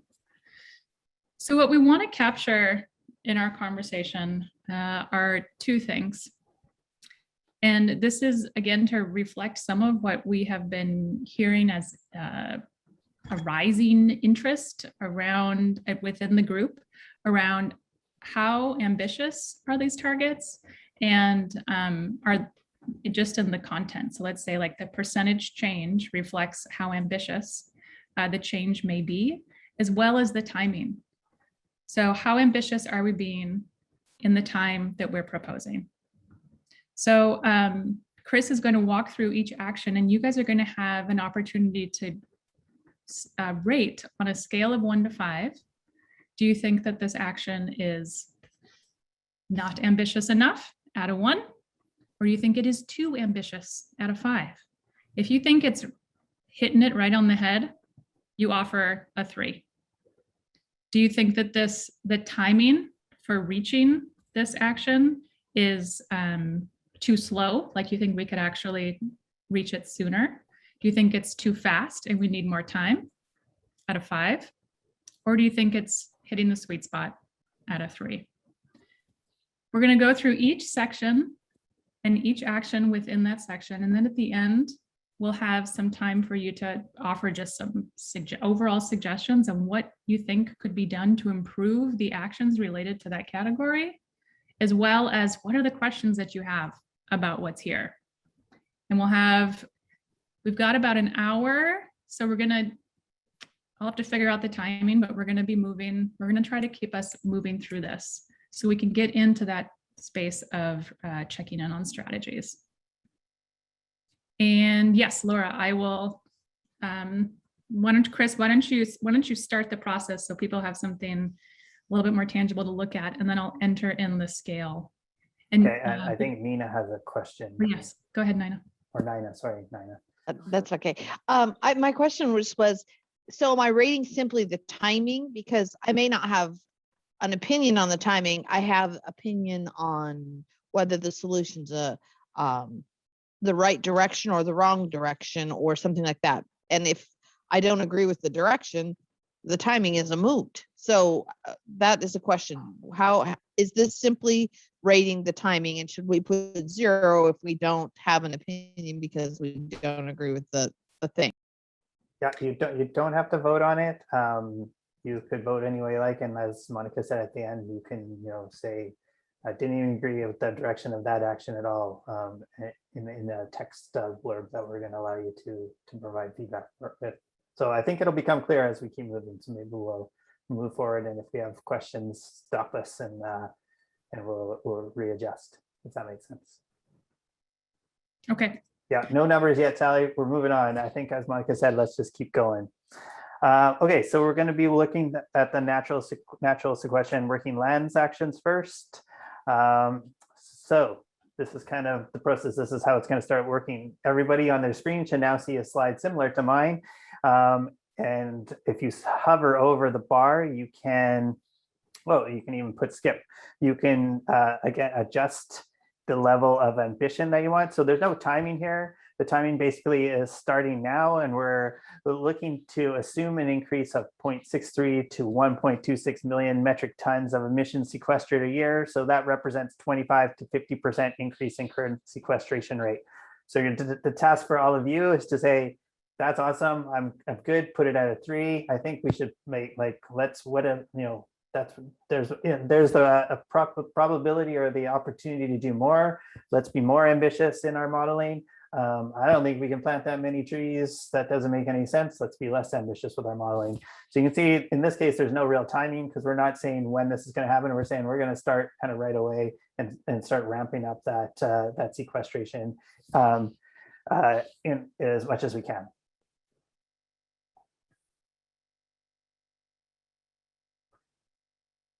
Yeah, and so we've looking through the list of actions that you all have provided. This one was missed originally, and I noticed it. Then notice that we can actually model it, so we've added this to the list. So it might not be one that has been on previous lists before.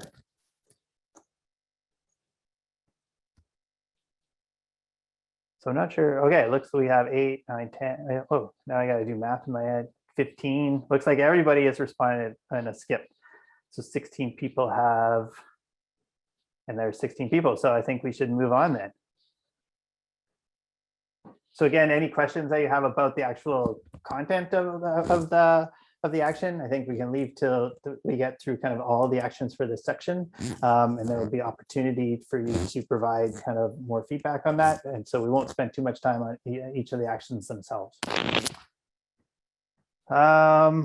Okay, so the next ones, there's not as much rating on these ones as the ones we'll be coming across, because they're more, as we've been discussing, it's kind of not necessarily, I guess it's a new avenue that we weren't really addressing initially. So these are kind of more of taking in the feedback that you all have given us and kind of repeating it back and with the promise of, you know, including it in the analysis as best we can, either directly, like the first action, through showing the impacts that sequestration would have on the overall emissions left over that we maybe can't reduce enough to address, or adding some new like modeling around the agriculture, sequestration and land use that Evan has pointed us to, and you know, David might have some ideas going forward. So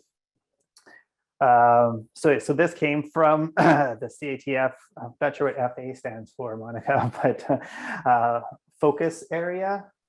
No, it's from the forestry agriculture. I got it. 5. So yeah, so this again, just to kind of reiterate, you know, we've heard the messages that group has been saying, and we're trying to address them as best we can with the ability that we can right now. So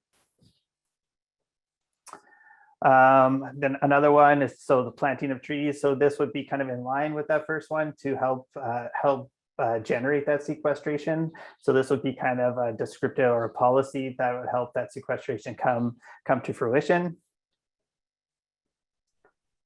And then here's that David, when I was mentioning before, here's that kind of newer one where we're going to be exploring some sequestration in soils by promoting like no-till farming, responsible fertilizer use, etc., and exploring these federal agriculture models as kind of not like a side calculation that we can bring into the overall results.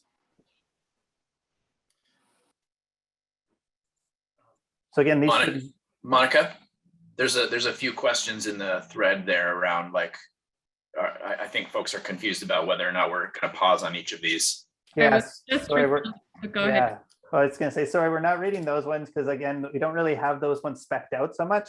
Those ones are more to again, iterate or let the group know that we've heard these concerns and we're trying our best to address those as best we can. So once we get more kind of information, more data and the ability to kind of handle those a little bit better, then we can spec those out a little bit more. So we're kind of rushing a little bit quickly through these ones.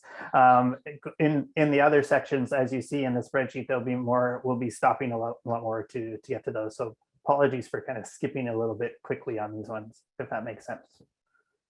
So just to make sure, so we're not going to be doing any voting or whatever you would call this now? We're just listening to what you're saying? Well, just on these couple of slides, we're going to get back into it though. Okay. Yeah. Again, because these ones weren't specced out as much as the other ones are. Okay, so now this slide. Chris, yeah. I'm just gonna, there's still some confusion here. I just want to be super Sure. clear. So these, the ideas that came out of the natural sequestration. So even if you look at the spreadsheet, we don't have all of the data that we need in order to model them.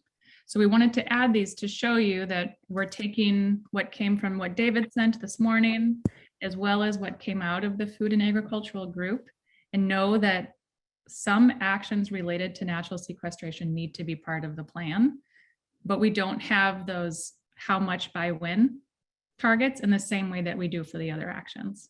So we still want to capture ideas for strengthening. We still want to capture any questions that you have, which I know some of them are in the chat right now. And then when we'll move into the next set of the next category, and where the numbers are more specific. Thanks, Monica. That makes sense? Everyone on board with that? I guess my only concern is that some of these things, we don't know where some of these things came from, some of these recommendations. And so, they're, and you'll see that those comments in that table I posted this morning, I don't know if what I'm getting at is I'm wondering if it's premature to be, ranking or rating some of these things when, I mean, are they really relevant to what we're trying to do here? So, I mean, it's up to you, but I just point that out, and you'll see when you read our table what the concerns we have about some of these points. Okay, and specific to the 3 actions related to natural sequestration. Right, yeah, we just focused on that. I mean, there's so much here, we just focused on the forestry and agricultural aspects of this. Mm-hmm. Right, and that's why we're not ranking these ones, because again, we're not at the same level as those ones, those kind of actions as we are the other ones. So we wanted to, I guess, just bring up that these are some of the actions that we've seen out of there, and we've heard that we can make more actionable, and we're going to put more thought around how we can incorporate that work into this modeling if we can, and if not, then the suggestion would be, as we've been talking, how can we continue this work in a different avenue or a different kind of phase of this project. So these ones are kind of more of a special one because they're not as well defined as some of the other ones. And so it's more of a kind of a repeating back that, or trying to help you understand that we have been hearing what you've been saying and acknowledge that, and we're doing the best with that information as we can. And we're working on it. I think one other thing I just want to jump in real quick because of some of the comments in the chat is about what will be going into the final plan. Nothing that we're discussing here is a decision about what goes into the final plan or not. This is about what we are modeling and helps us talk about how we're going to engage the public. But that second phase of coming back and bringing all of that community engagement, bringing additional analysis, all of that in the spring is going to be that decision point of, okay, now with all this new information, in addition to what we've done this fall, now we're going to start saying, okay, what is actually being in the recommended plan? So just to clarify phases and iterative nature of working through information versus decision making. Yep. And once we model this, it'll give us more information as a group to decide, okay, well, did we meet our target? maybe we had to be more ambitious than we were, or maybe let's look for other areas of sequestration opportunities, or all sorts of things that will give us a richer data set to base our discussion around, so that we can actually pick and decide what action actually looks like. Because right now we don't know what the outcome, we don't know. Well, we need to figure out what kind of targets, what kind of parameters we want to put into the model, so we can see kind of what that low carbon pathway would look like. How does it even get us to our goal?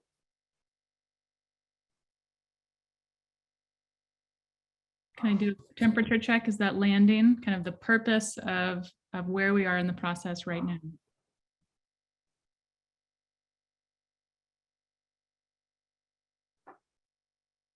All right, so apologies for going faster through these first ones. Sally, you have a question? Wrong button. Oh, Right, yeah. You were raising your thumb, not your hand. Okay. Okay, so perfect. So people have figured this out. So this tab here, or this page, allows all of you to provide questions, text suggestions about areas that we could take this further, maybe resources that weren't already suggested, things like that. So you guys have all been busy away putting things in. So that's awesome. Appreciate that.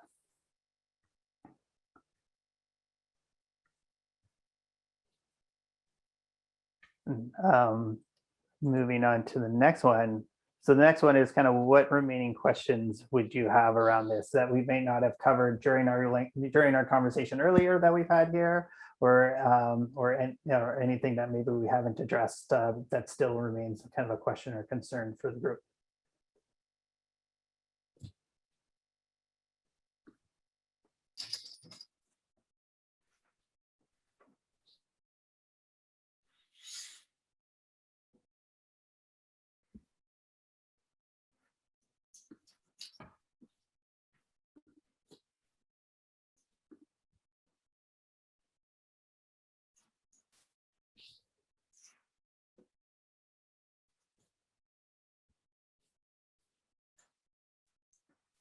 Were some of the questions maybe captured in the first slide? Do folks have additional questions? Here they come. Awesome.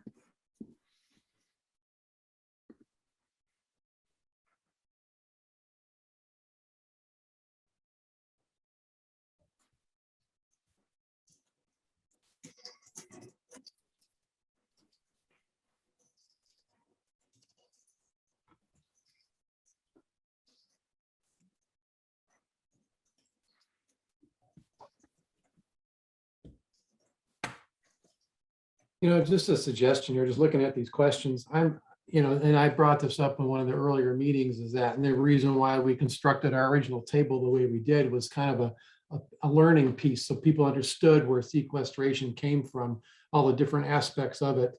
And that helps to formulate your path forward, and you look at these questions. I'm just wondering if it wouldn't be worth it, maybe not for one of our regular meetings, but for those that are interested, we could have a side meeting of some kind of a Zoom thing where someone like Lisa and myself or whoever could present information about this topic that would answer these questions. I mean, we did a bunch of research and talked to folks at ODF, ODA, DEQ, PSU, OSU, et cetera, to get the best data that we could to formulate these aspects of what we were charged to do. And so what I'm suggesting is that might be worthwhile, and that way you're not taking away time from the important part here, but yet I think it would answer a lot of these questions, get people up to speed so they could really put their brain cells to work and put some good thoughts forward. I love that offer, David. So, I mean, it's something, we could do in the next couple, whatever way it works for your timeline, but I mean, maybe the next couple of weeks, just put out a doodle poll, see who's interested, and have a Zoom meeting. Shouldn't last more than an hour. David, let's talk. Thanks for the offer.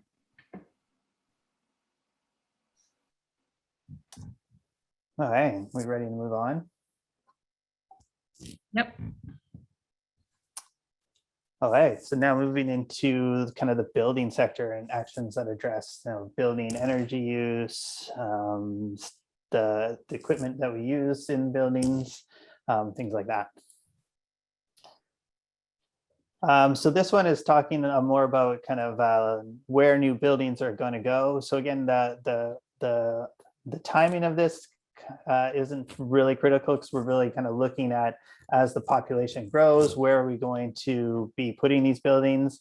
So the staff has come up with looking at putting 75% of the new housing will occur kind of in the key centers and corridors identified on that map of Clackamas. So we're identifying what zones those will be classified in, and then we'll be putting buildings, and we'll be using kind of the multifamily types of buildings and not the singles. So a little more abstract, thinking about what land use would look like going into the future, but trying to identify, I guess, into certain areas and not just keep the status quo.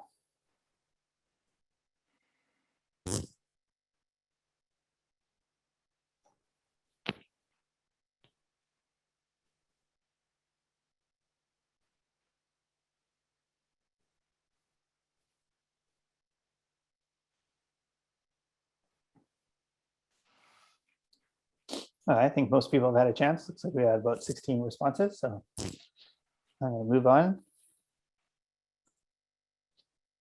Okay, so this is dealing with what we want new buildings to be, what energy codes do we want buildings to be built to? So by 2030, we're saying that all new buildings will use 80% less energy than buildings that of today. So by using, and then so the how of doing that can be many different things, obviously, but we're looking to get an understanding from this group as to what does that make sense? Do we think we can do better? Should buildings use less? Does that timing make sense? Should we introduce that sooner? What does that look like to the group? If there's any clarifying questions, please let me know and I can do my best to respond.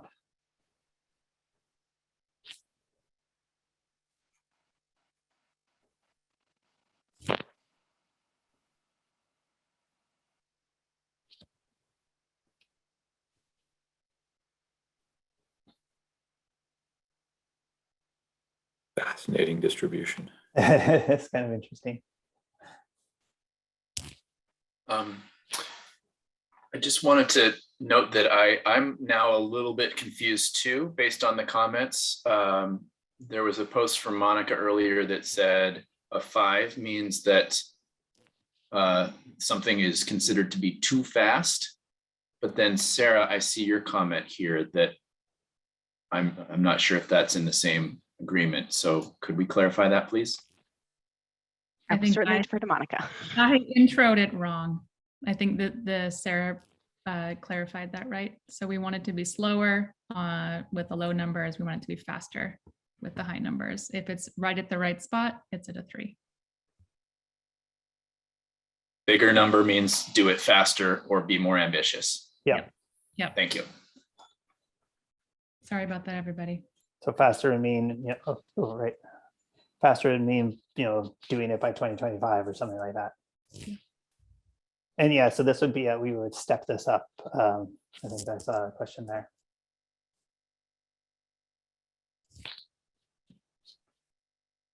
So less than the so basically we have an energy profile of buildings in 2018. So we'll be based off those, saying that those are kind of using the best technologies that we have right now. By 2030, we'll have reduced that energy consumption further by 80%. Question, is that like, so based off of the best we have now, 80% less than that? That seems difficult. Or is this based on average? So basically, yeah, so using like the energy use, building energy intensities of current buildings, we would reduce that by 80%. Okay. So again, yeah, so if you think that's too ambitious, then let us know.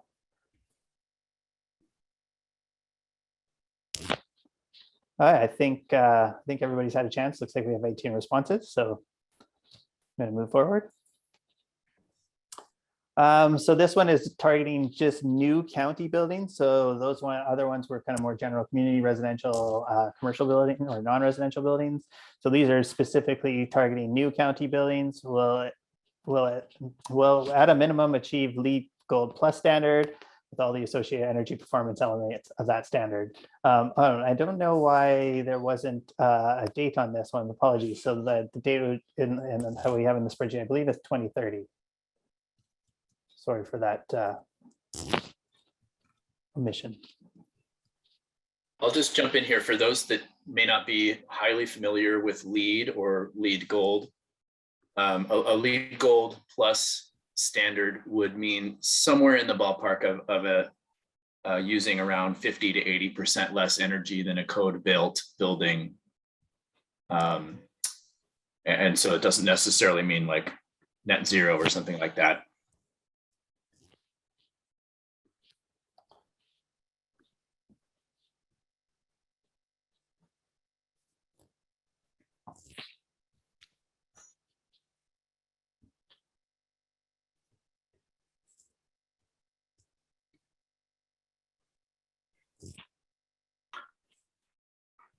And Bill, I see your question about LEED or it's equal or LEED only. And I think in this, for the purposes of this model, we're focused on the energy outcomes tied to LEED. So if there was another way to get to those same energy outcomes, that would be fine for the purposes of the model. All right, I think 15 and 16 is the sweet spot. So 17 snuck in. Two people snuck in. There are 18 CATF members. So oh, okay. Well, we're waiting for. Okay, we're at 18 now. I was jumping the gun. Okay, perfect. So it looks like we have 18. So I'm going to continue on. Okay, so this is looking at existing buildings, and we're looking to achieve a 50% reduction in thermal energies. And thermal means, so basically it's just looking at space conditioning, so space heating, space cooling, and 10% reduction in non-thermal electricity use. So basically kind of your plug loads and lighting and stuff like that. And so we're going to be all existing buildings. So 100% of the existing buildings by 2040 will be retrofit to this level, ramping up over time.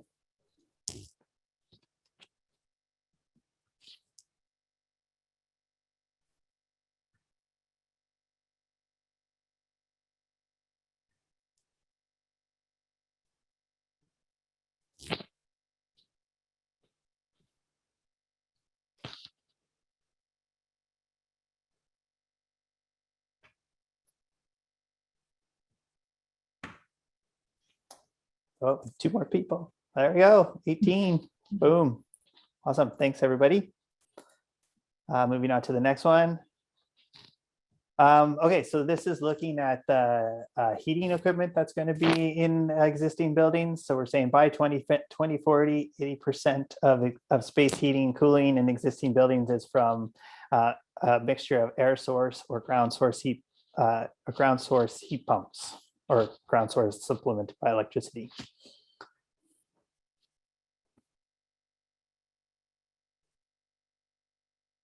So I apologize here, but just to make sure I understand, when you talk about buildings, you're talking about commercial buildings, you're talking about single family residences too, or? Yeah, all existing building types, residential and non-residential.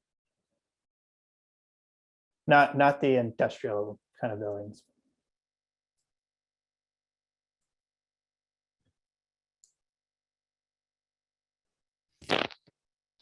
Are you going to ask a question about solar too, or just only heat pumps? We're getting there, yeah. Oh.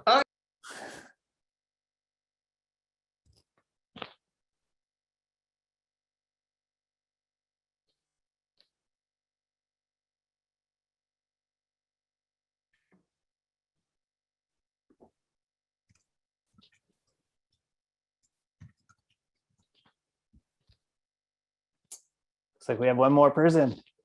There we go. Awesome, thanks. Now switching to the water heating side of things. So again, we're saying 80%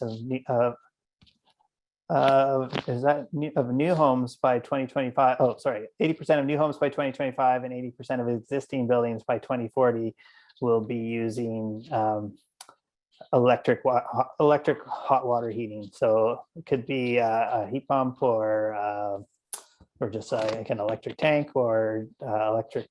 I want to say instant, but that's not the right word.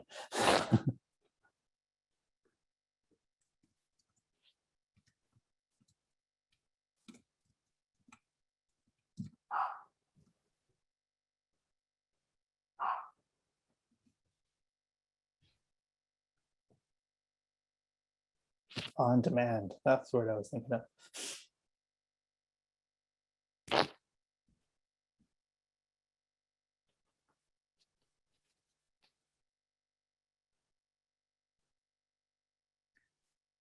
Jeff, is that making it hard for you to apply a value to the scale?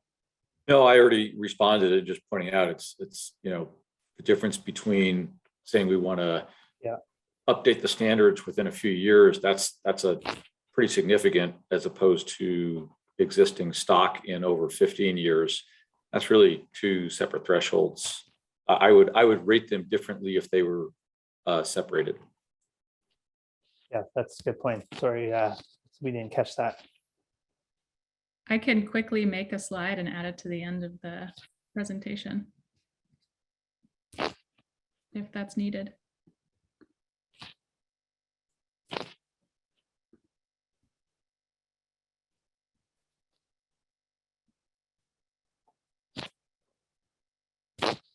Hi, we're at 17. Are these slides in the collection going to be available on Basecamp somewhere when we're done? I think that this will spit out actually a report, and so we could share the summaries of the questions as well as where the results averages were.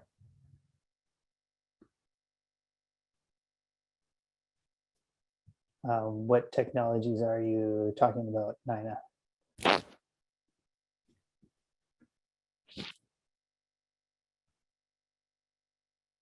I'll share them in the chat. That'd be interesting to capture. All right, moving on. Okay, so that comes to the end of the building specific actions. So if you could offer one suggestion to strengthen the actions in the building category, what would you offer?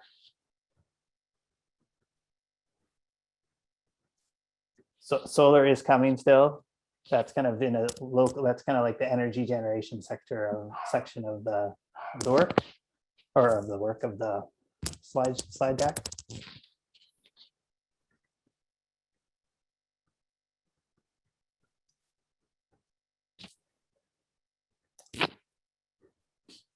Yes, passive heating and cooling would be kind of part of the retrofitting design of the building to make it more energy efficient.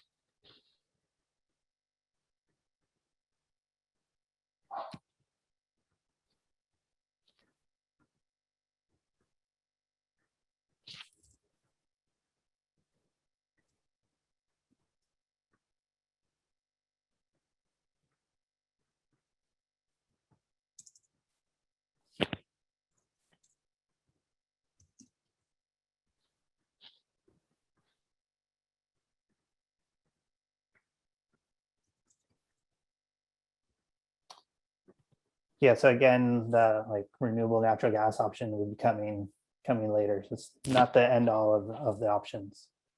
So there's looking at different technologies.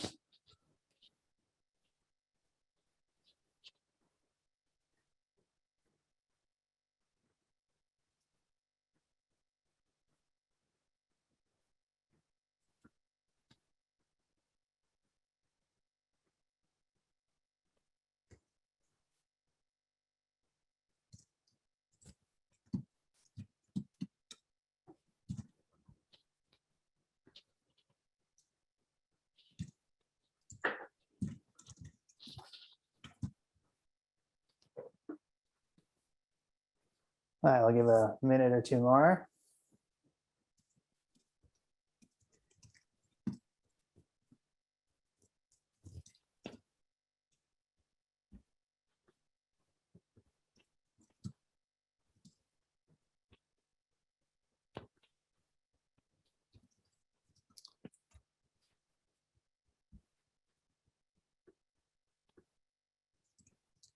All right, looks like everybody's had at least an opportunity to put one comment in.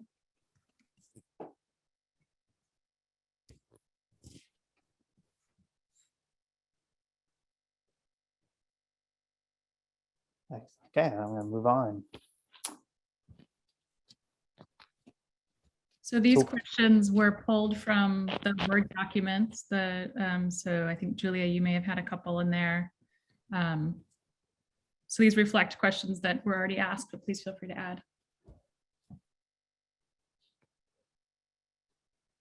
And Chris, I don't know if you could even just pluck one or two off of here to answer people's questions while we're waiting for others to come in. Off the ones that we have here. Mm-hmm. Yeah, so I think the landscaping question we've had a kind of a robust discussion about sequestration and the work we're going to be doing around that. To passive approaches, I think, like I mentioned, so we're not modeling kind of building the physical building technology on how you do the retrofitting. So passive approaches to new builds and existing building retrofits are definitely an avenue that can be part of the how implementation part of this project. I don't know. I can't really answer the questions about the county. I can leave the county folks to answer those questions. I don't know if there's other questions people are typing in.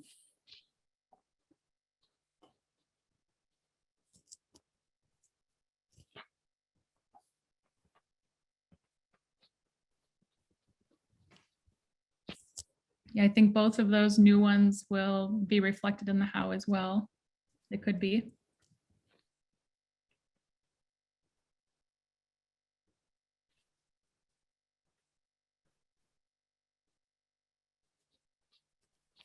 All right, let's finish up your thought. We'll take just 15 more seconds.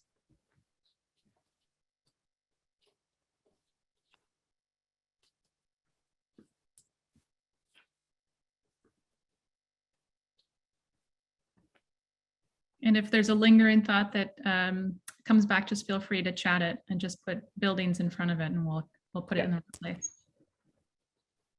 All right, moving on. So zero emissions energy. So these will be looking at things. Some of the questions that people are bringing up. So by 2025, ensure 30% of residential and business customers purchase emissions-free electricity. So have residents, give residents and businesses the ability to find emissions-free sources of electricity as part of their electricity bill.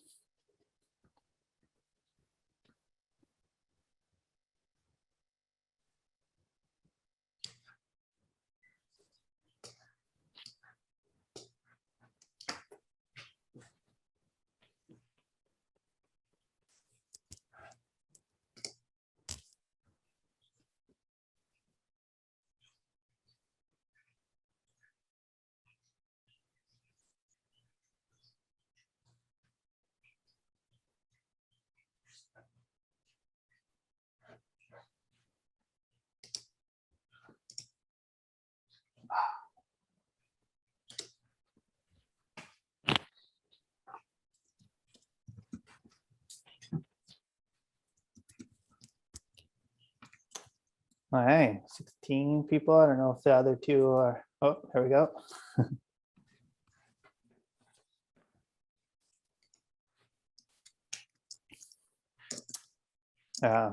Magic 18, perfect. Thank you, everybody. So this one is ensure all electricity is produced by non-emitting sources by 2035. So trying to clean that electricity grid.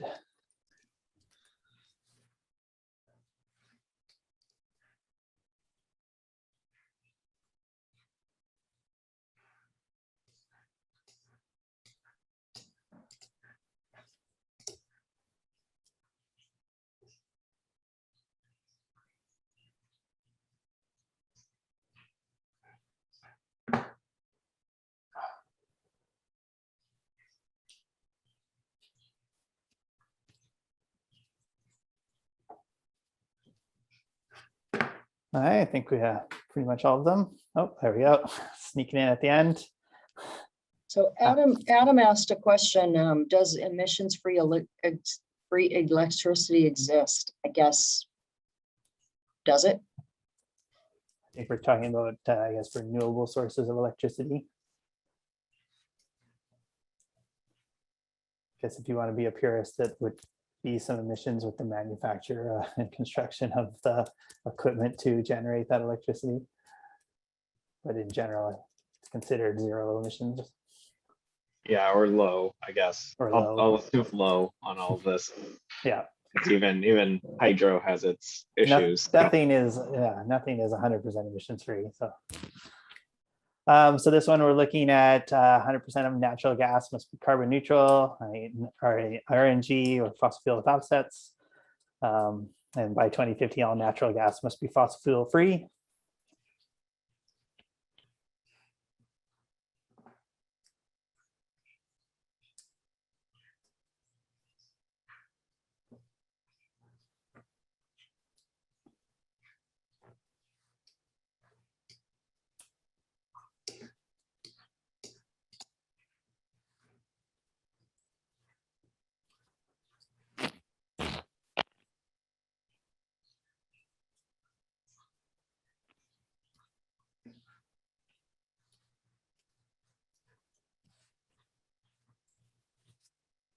All right, I think we're at 15, 16.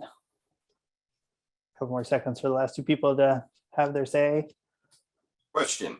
Hello. Did these, the way these are worded, did these come specifically out of the mural?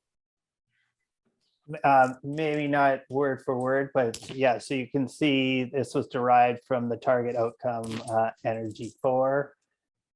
So we've taken those Miro things and applied and sometimes applied numbers to them, or maybe not necessarily word for word, but the essence of it. Yeah, I was just curious because my memory isn't too good, and I didn't have access to the mural. Yeah. Lately, so I just was. I think you all can see the little subtitle here, which shows the source of all of these. I have to hover over it on mine. Okay. I think that's true.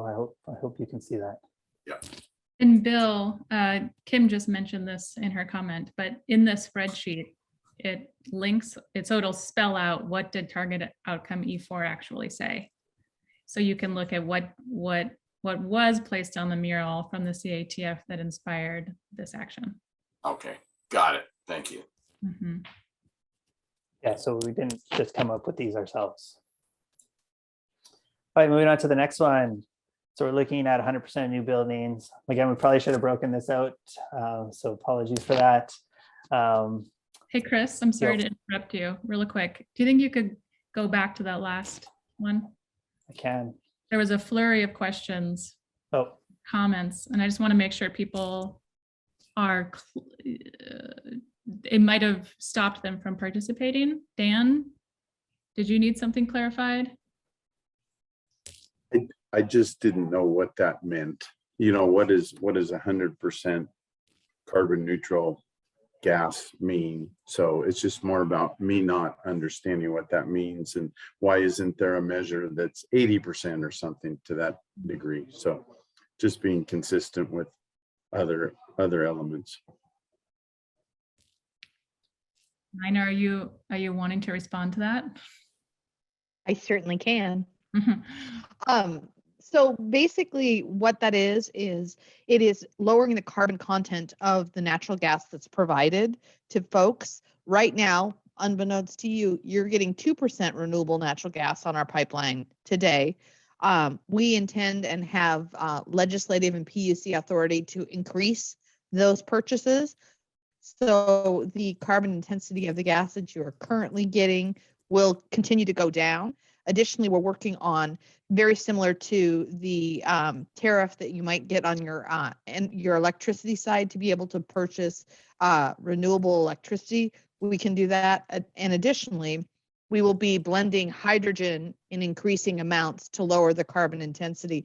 So right now our company has a goal and a pathway to get to carbon neutrality by 2050. So you would basically being carbon neutral using the natural gas that you do. Realize that also has in our modeling increased energy efficiency. So where you might use 100 therms a month, you will be using 40 therms because your appliances are more efficient and the energy code for your dwelling is better. Does that help? Yeah, a question. So would Northwest Natural, could they be 100% by 2035? Or We're is it- staking our reputation and our stock price on it and our customers. So yeah, that's the whole Okay. point. Thank By you. 2035 or by 2050? The goal would be 2035 carbon neutral across the board.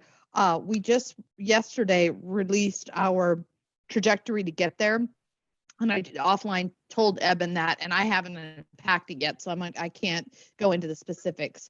But if people want to purchase more, they will be able to. So like, let's say you're ready, like I want to be carbon neutral by whatever, you will have a program that you can purchase that amount to be able to make sure your usage is carbon neutral. That's a good answer. Thank you. Jeff, go ahead. Thanks, Nana, and I also appreciate your putting the current stats in the chat.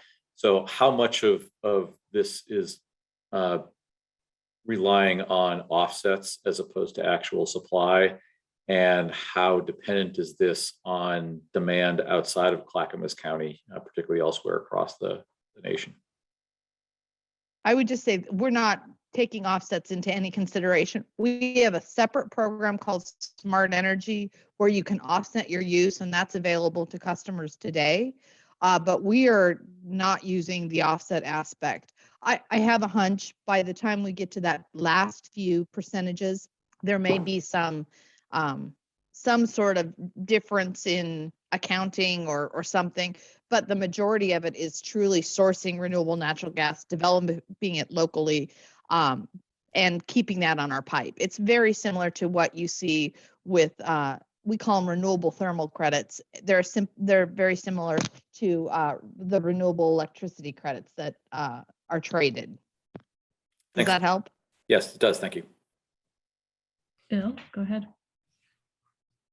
Well, I'm kind of in a quandary here because after hearing Nina's information about carbon neutrality with natural gas, I want to change my vote on those previous slides, which I know I can't do, but where one of them was, let's switch everything to electrical. And at the same time, then we talked about only having 30% renewable in electrical. But what Nina is saying, I'm sorry, Nina, if I'm saying your name correctly. Anyway, we would be there with natural gas. So is it really more efficient to switch all of our demand in building and residential to electric? What was the 30%, Bill? Sorry. The renewable electricity, I think, was 100% renewable by 2035.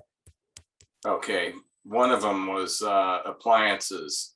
I thought it was, getting off of natural gas on appliances and converting all to electric. And then one of the slides was converting to heat pump sources and electric backup. So is that really the most efficient when we're going to be carbon neutral by 2035 with natural gas?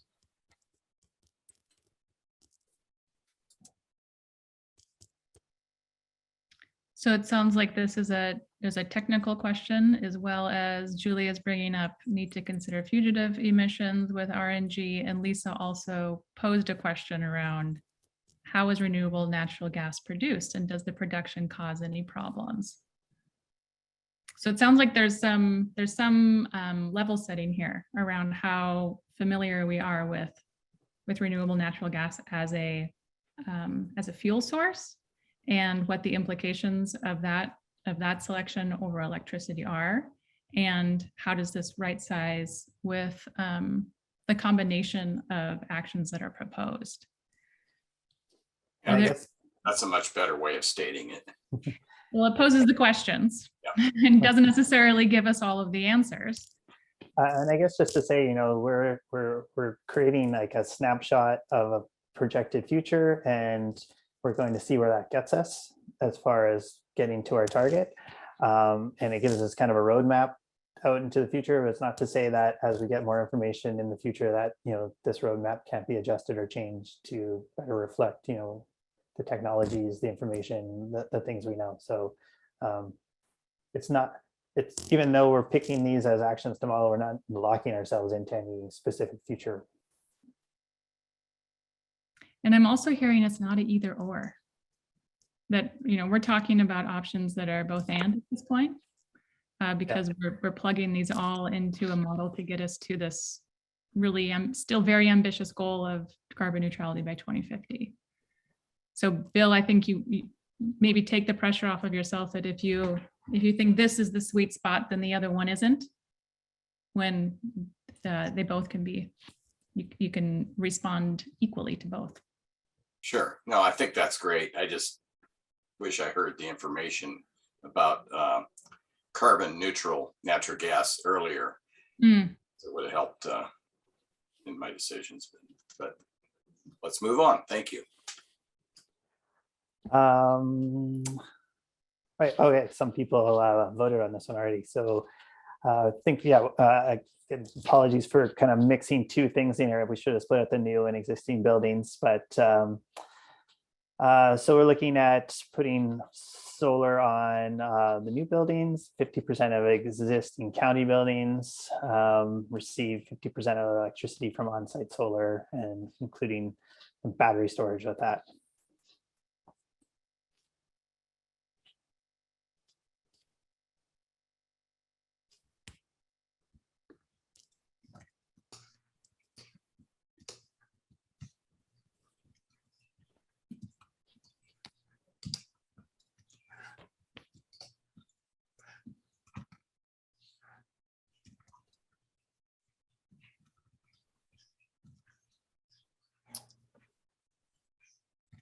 Awesome. By 2024, install an additional 210 megawatts of ground mount solar relative to so including what's already in the baseline, installing an additional 210 megawatts of ground mount solar.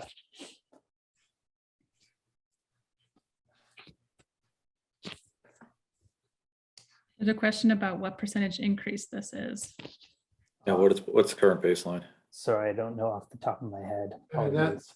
That seems like a rather trivial amount, because I mean, there's installations now going in that are pretty good size, so I'd like to have a baseline too. Seems a pretty essential piece of information. Come back to this one. We could offer a reaction, and then we can offer an update in our notes if we have offer a baseline.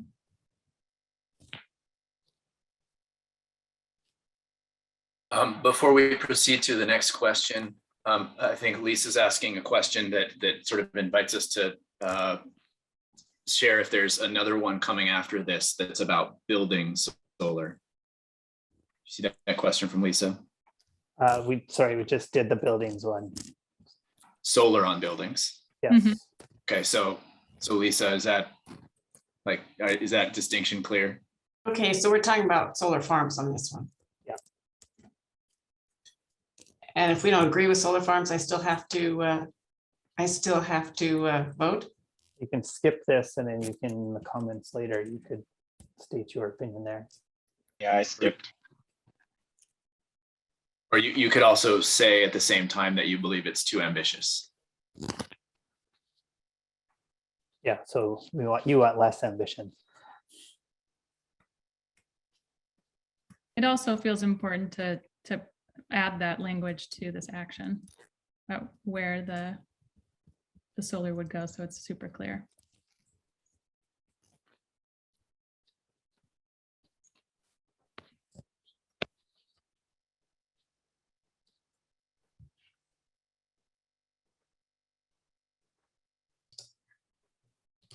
All right, I think we have,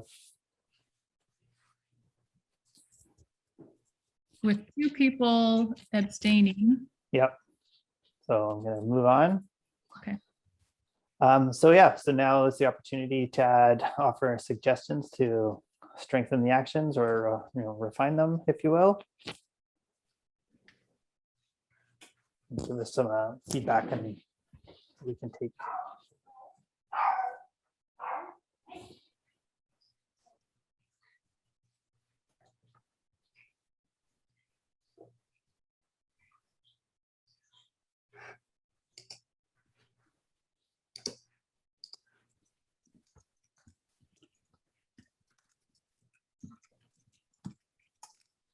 And then I believe we have 2 more sectors to get through.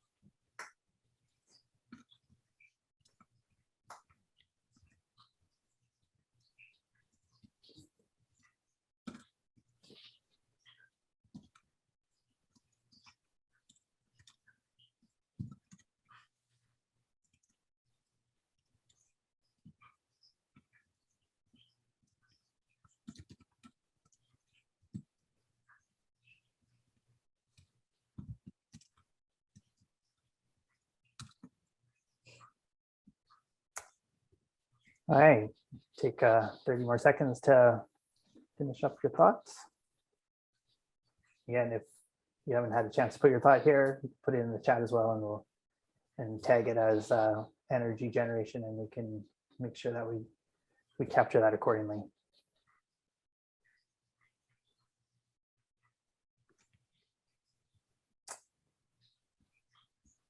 All right, moving on. So what remaining energy questions do you have? And again, as Monica stated before, these are some of the questions that that were brought up previously.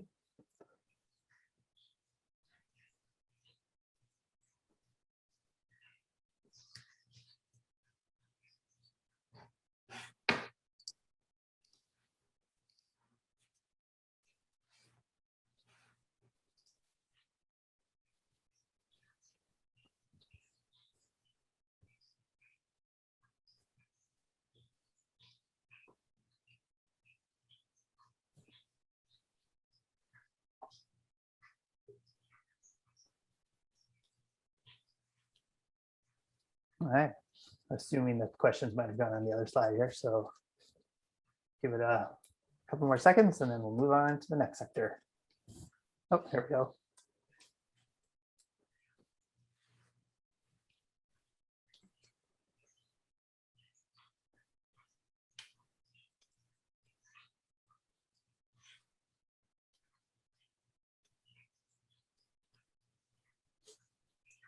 Yes, if nuclear becomes a viable option, that's just another way of generating electricity. So kind of would be outside the scope of this because that would be from the utilities point of view.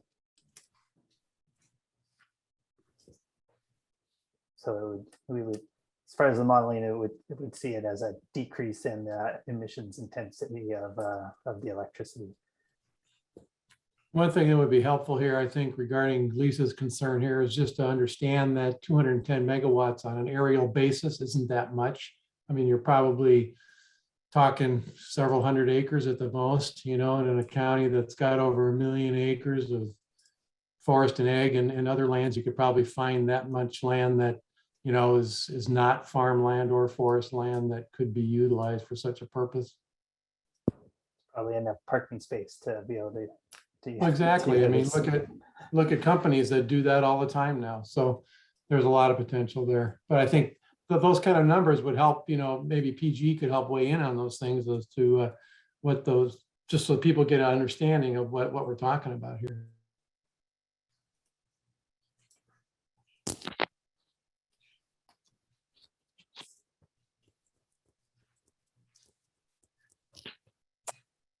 All right, awesome. Looks like we have some questions there. So again, for the sake of time, I'm going to move us forward. All right, so looking at transportation options.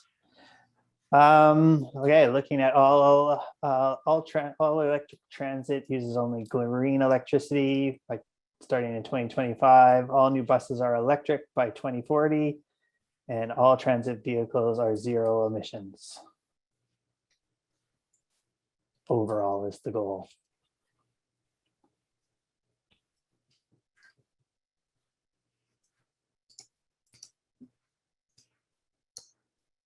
Oh, I think, yeah.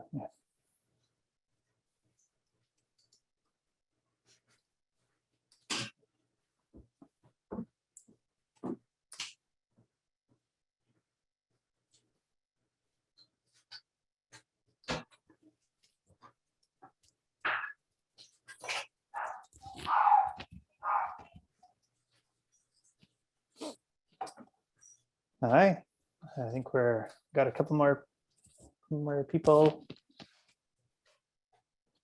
More seconds to get your vote in.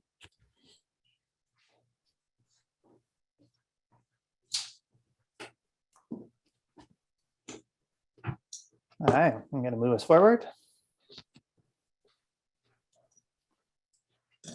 So this one is looking at 30% of commuting trips will be carpooling. We probably should, again, sorry, probably should have broken this one out. But basically, we're looking at mode shifting away from personal use vehicle trips, and also incorporating the ability to work from home more than we've been able to in the past. Apologies, statement 3 is an extraneous statement. That's the mystery statement. Apparently that one didn't get removed when we were building the slide. So ignore that one, please.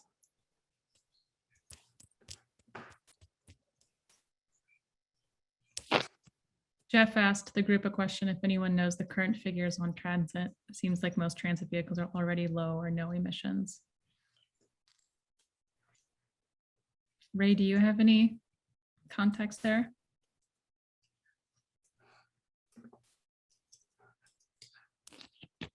I mean, figures for that I know are pre-COVID, and so current all ridership is pretty much down across the board for transit today. So it's kind of a complicated answer.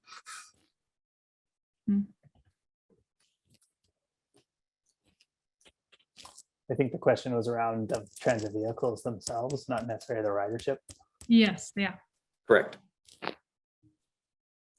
Oh, I'm not sure about that answer. Yeah, it seems like whether it's TriMet or smaller systems like SMART, most of the new vehicle purchases are already low or no emission. I don't know how big a change that would be. Yeah, I can't remember off the top of my head what that looks like. TriMet's website is pretty close to this number, if I recall, 2040. So maybe even more aggressive. So it's real easy to find.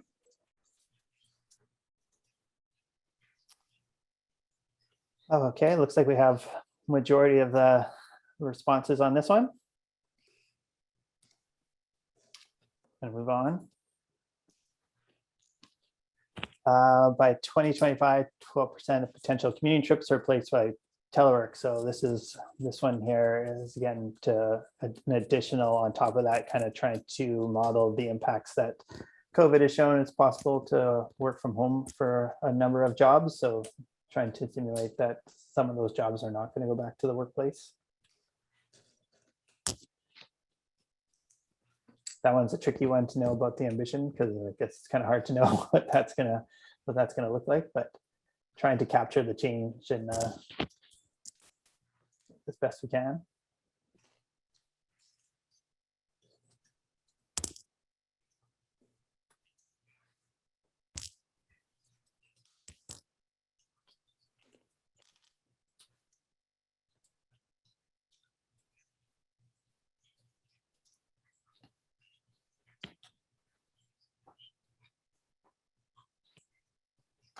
So by doing this, we do, as we implement this action, I guess we do offset. So the trip won't happen, but we do increase the energy demand in residential buildings to account for, being at home more and things like that from.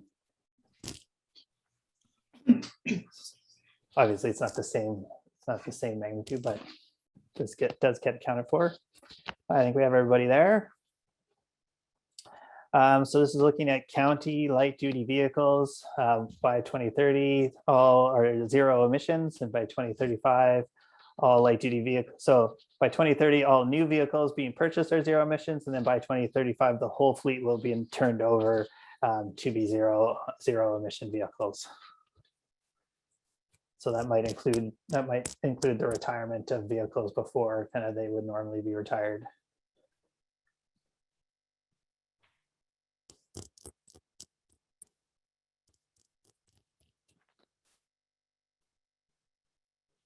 What are LDVs again? Light duty vehicles, so that'll be like the cars and trucks, not the heavy equipment, like a fire truck or a garbage truck or something like that.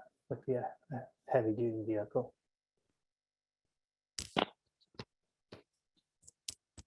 We had limited character space. We had to turn anything good into an action. Yeah.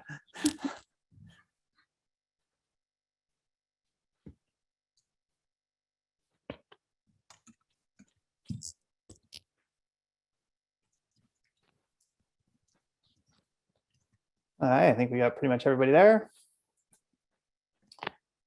By 2035, all new county heavy duty vehicles are zero emissions, and by 2040, all county heavy duties in service are zero emissions. So again, we're talking zero emissions. We're not necessarily talking electrification of vehicles. So these could be, compressed renewable natural gas, or biodiesel, or hydrogen if those technologies come to fruition more thoroughly. The hydrogen one, that is. And assuming that we have access to green hydrogen.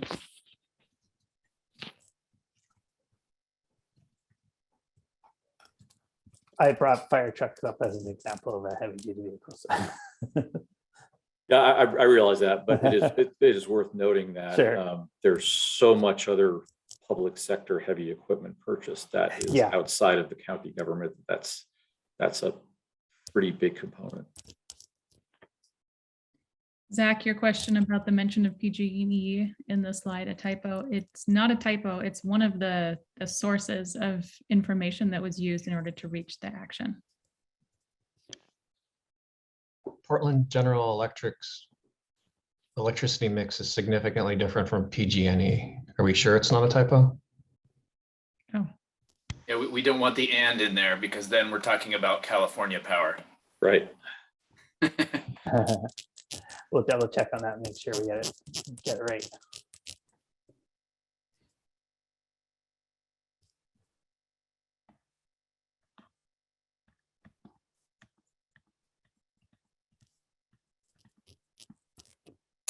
All right, looks like we have pretty much everybody's response.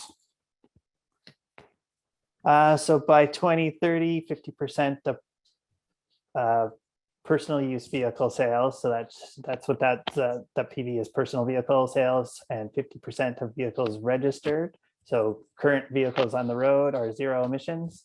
By 2035, 90% of the personal vehicle sales and 75% of the vehicles on road are zero emissions.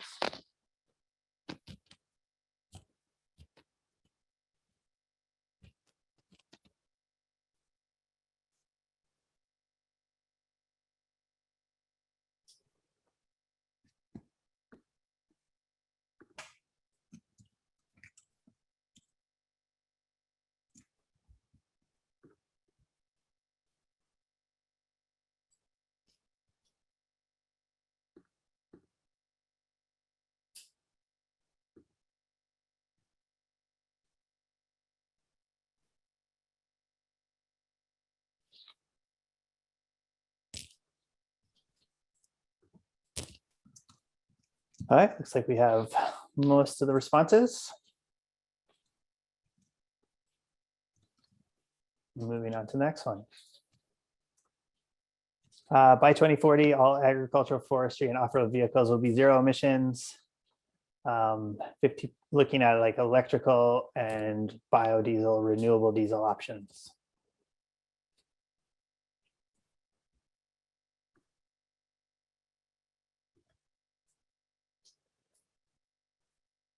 I guess you probably, if we could throw hydrogen in there as well as an option too, probably.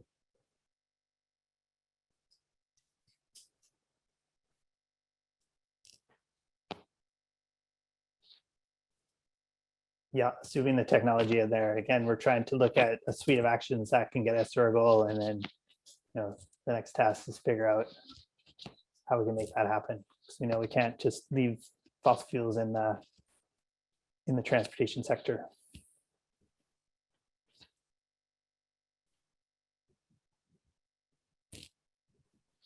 These plots would make great fodder for a basic stats class. Yeah, yeah. They're quite interesting how they're shaking out.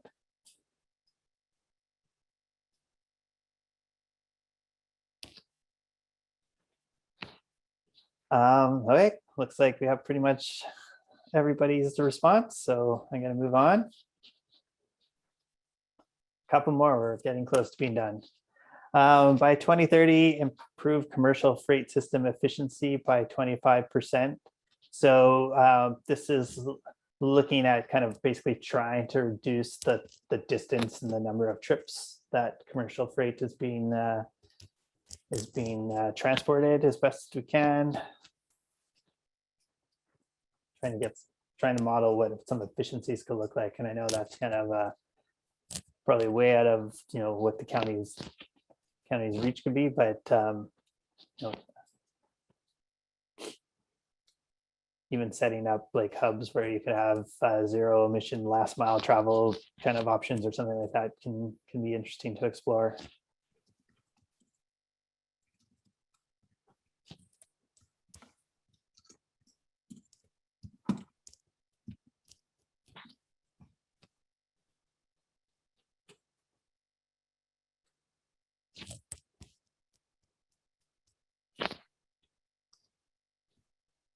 Jeff is bringing up that there are so many other factors involved in this. It's feeling hard to rate. It's not so much hard to rate. It just, I mean, there's interdependence in everything that we're looking at. But yeah, so there's such a greater degree of interdependence in this. Also, depending on how you define efficiency, but it's gonna be driven by where we develop, how we do our transportation system. I mean, this just seems like a sort of a nebulous figure to shoot for.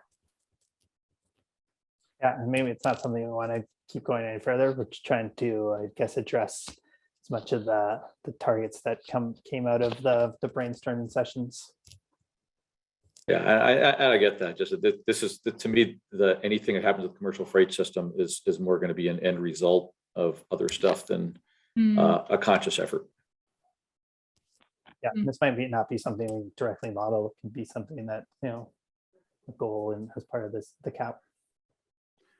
As Jeff pointed, there's other factors that are involved in this, but the Portland area used to be because we had ports, and it seems like a few years ago some of the ports shut down, and having those ports and having goods and services come back into our region more, that they don't have to drive up from other ports, would be something that might be something that Clackamas County could support that. Or the fact that we're having to drive stuff out rather than put it on barges.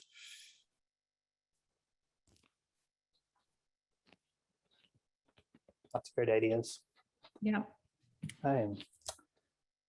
So moving on to the next one, getting close to the hour mark here, so don't want to rush us, but I want to kind of keep us moving. By 2035, 90% of commercial heavy duty vehicles purchased are zero emissions. And by 2038, all commercial internal combustion vehicles are decommissioned. So basically, we're the on-road fleet is 100% zero emissions by 2038.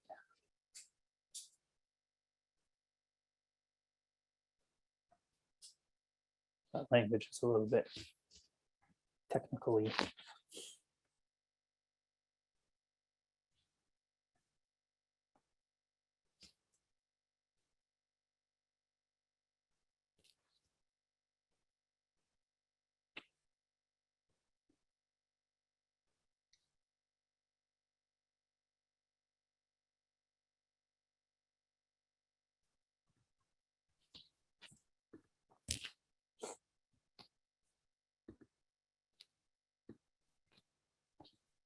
All right, we're at the magic 15 when I say it's time to go. We got a couple more, so so I'll say it's time to move on. Okay, so that brings us to the end of the list we derived from the feedback we received from you all. So again, a chance to offer some suggestions to maybe strengthen these actions, maybe remove some of the actions as part of kind of the modeling, but more of a conversation. Please provide us with some feedback if you have any.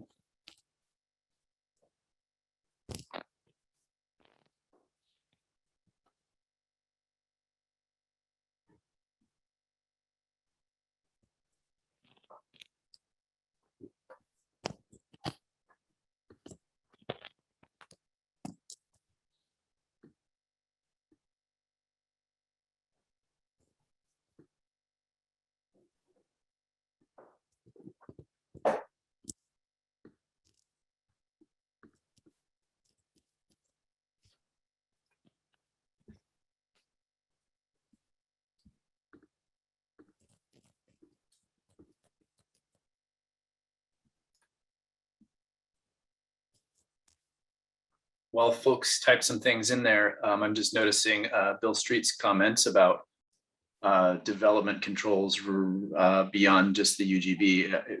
Bill, is that like a recommendation on your part? Does it tie back to the land use related actions that we looked at earlier on? Oops, you're muted, Bill.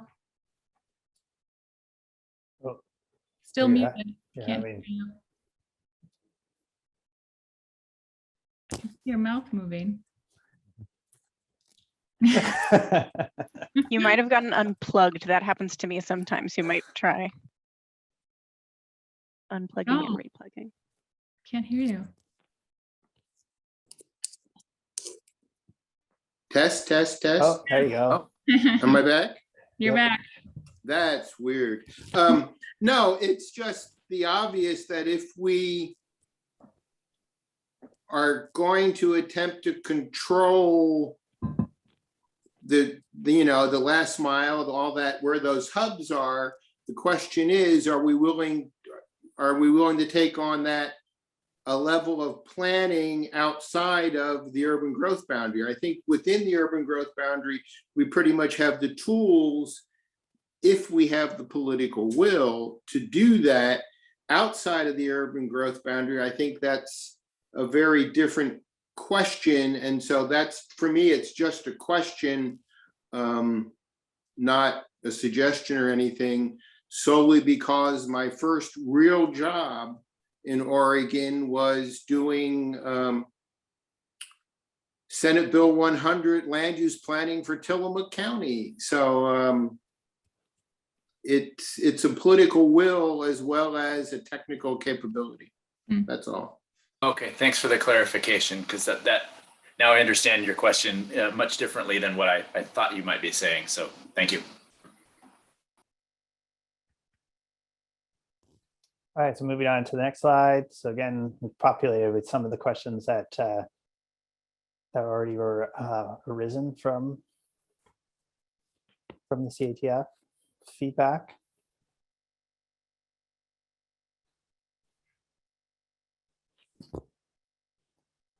We do differentiate in the model between different vehicle types.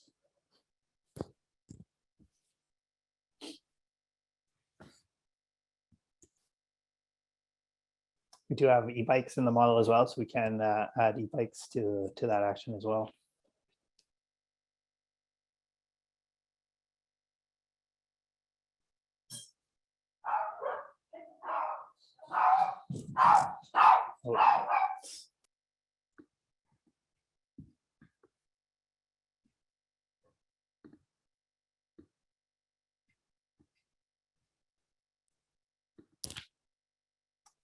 All right.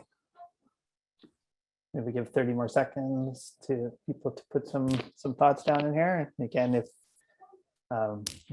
you feel like you want to put some more kind of thoughts that haven't made it into the slide deck, put them into the chat as well.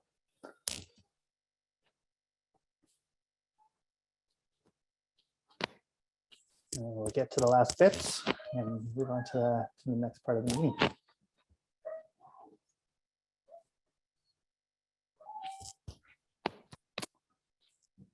Thanks, everybody. I know it's been a long slog. Appreciate everybody's willingness to stick with us here. So looking at waste and wastewater, a couple more actions to consider. So by 2030, reduce organic waste sent to landfills by 50%. Oh, sorry, again, we have these ones didn't, I'm not sure what happened to these ones. So statement 1 would be the ambition and statement 2 would be the timing, and ignore statement 3, please. Apologies, this one again slipped through the cracks here.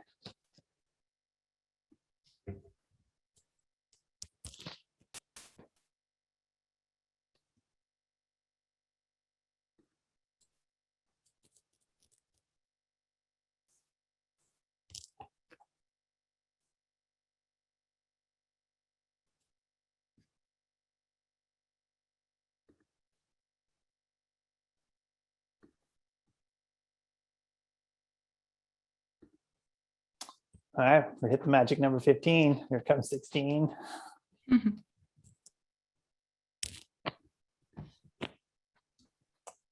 right, I'm going to move on to the next one. By 2030, maximize RNG generation potential and on-site use at all wastewater treatment plants where possible in Clackamas County. I know there's some use of that already, but want to make sure we maximize all sources of that.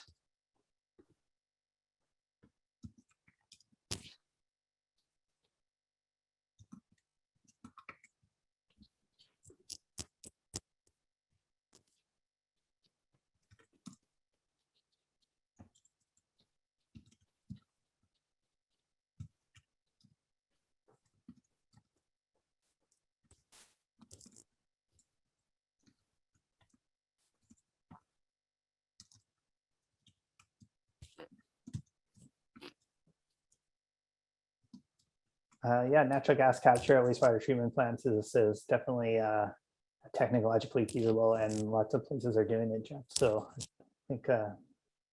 But how much? What does it actually require for an existing facility? I mean, are we talking about a substantial retrofit, which takes years to plan and costs a lot of money, or is it, even if the technology is acceptable, is it something that, yep, we can do this over the course of a couple of years? And I see Nina as responding to that.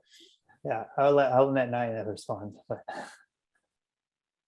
The neat thing is it's already underway. We are about ready to interconnect the City of Portland's Columbia Boulevard wastewater treatment plant. Basically, all it does is has conditioning or cleaning equipment in the actual plant, which basically you're capturing the methane that they would otherwise flare, you're cleaning it, and then injecting it into our pipeline. Northwest Natural does the interconnect. The plant purchases the cleaning equipment.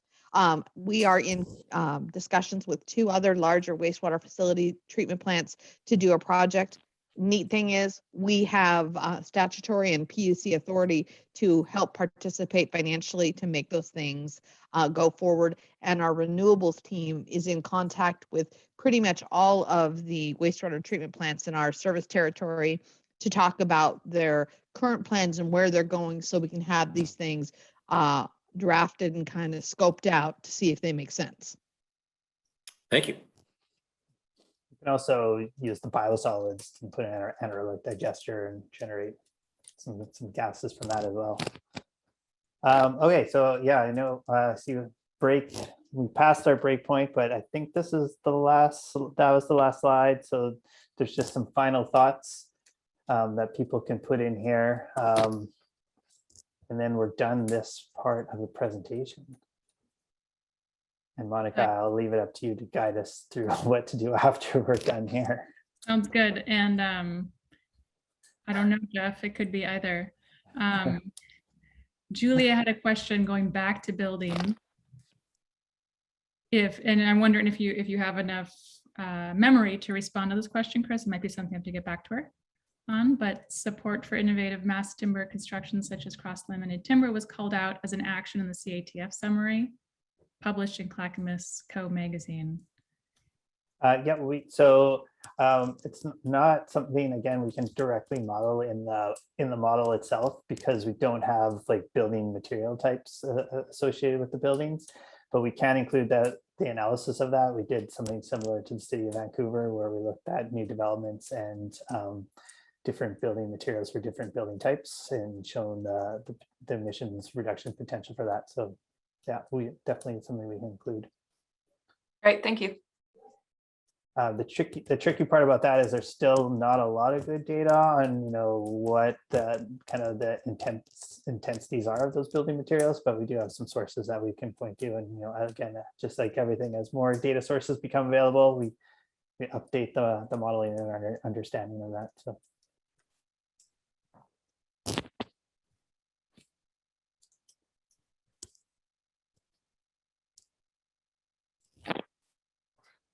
Lisa. A question from Lisa. Lisa's asking if this includes digesters. What is this? The wastewater treatment? Just, it says waste and wastewater category. Are we talking about like digesters from manure waste? Are we talking about, what are we talking about? Is that what we're talking about? Yep, that's one of the options for sure.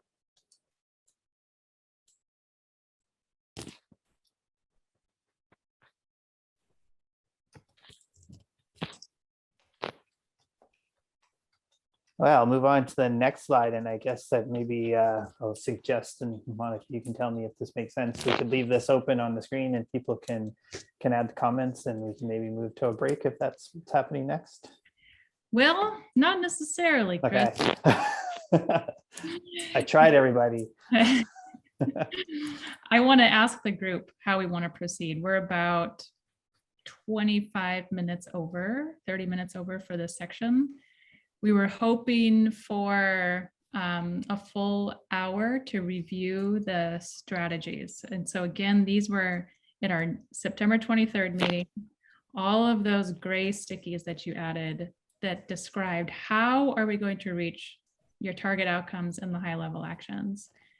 We mapped all of those strategies to the low carbon actions. So if a target outcome was mentioned in the creation of a low carbon action, we pulled those strategies and put them right next to those actions.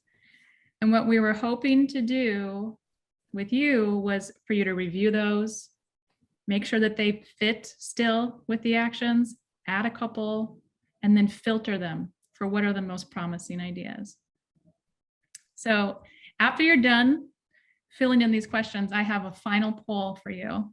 And Chris, it's the last slide. It's a multiple choice question because I want to get a sense from the room how we want to proceed. And there are three options. One, we stay, we skip a break, and we just go as far as we can with the strategies. The second option is we stay, we skip a break, and I orient you to the content, and then we send you an offline or online tool for you to weigh in. The third option is I'm out of here. Send me the survey because it feels too much to start something. It feels like too much to start something this late in the game. So once you're done putting in these questions, Chris, maybe you could go to slide 44. Okay. And people can offer their preferences and we can move forward. Looks like everybody maybe had a chance to. I'll give it like another minute and we can proceed forward just to make sure I'm not cutting anybody off.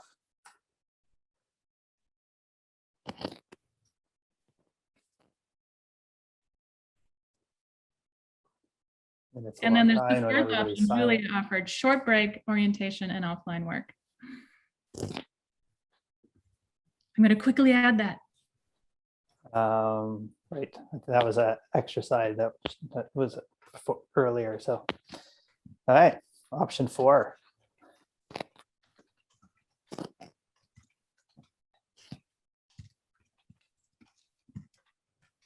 There.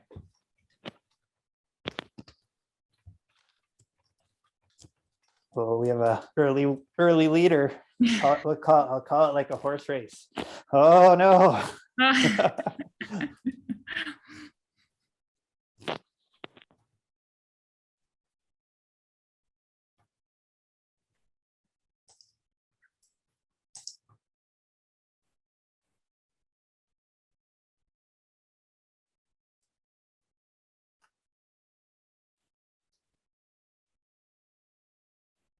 Got three more votes. Is this where we can innovate with ranked choice voting? It's a different question.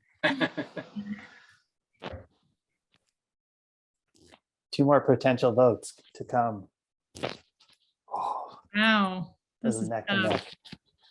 If we all hold tie, then what happens?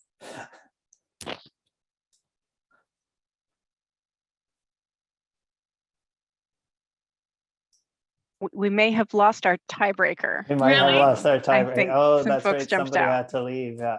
Okay, well then let's do a version of 6. Okay, so if you feel like your brain is fried and you don't want the orientation, but you promise to engage with an online polling, thank you so much for your time today. I've appreciated all of everybody's attention and input.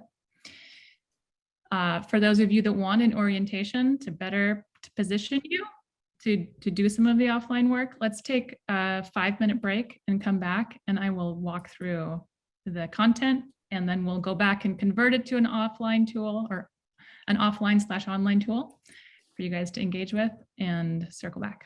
Okay, so goodbye to some of you, and we'll see the rest of you in 5 minutes at 4:21.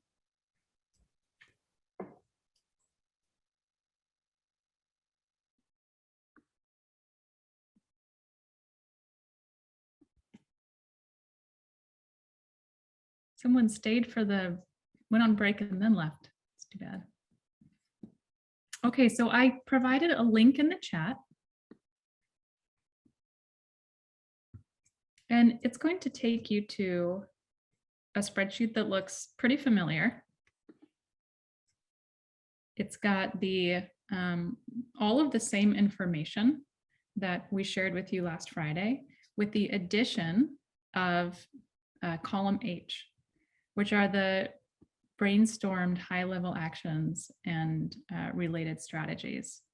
So as I mentioned, between the September 7th and the September 23rd meeting, you all developed those target outcomes, which were to reflect the what needs to change in order to reach the top of the mountain of carbon neutrality. And then you developed high-level actions, which were the areas of action that would help to guide your strategy development, or how we would reach the target outcomes. When SSG pulled your what you offered in the mural for the target outcomes and the high-level actions about what needs to happen, they articulated, and you'll see in column F, those target outcomes that were used to develop the low carbon action. Oh, that is so cute. Hi, River. And from those designations, we then went back to the mural boards and to all of those strategies that were developed that were relating to those target outcomes and added them back in.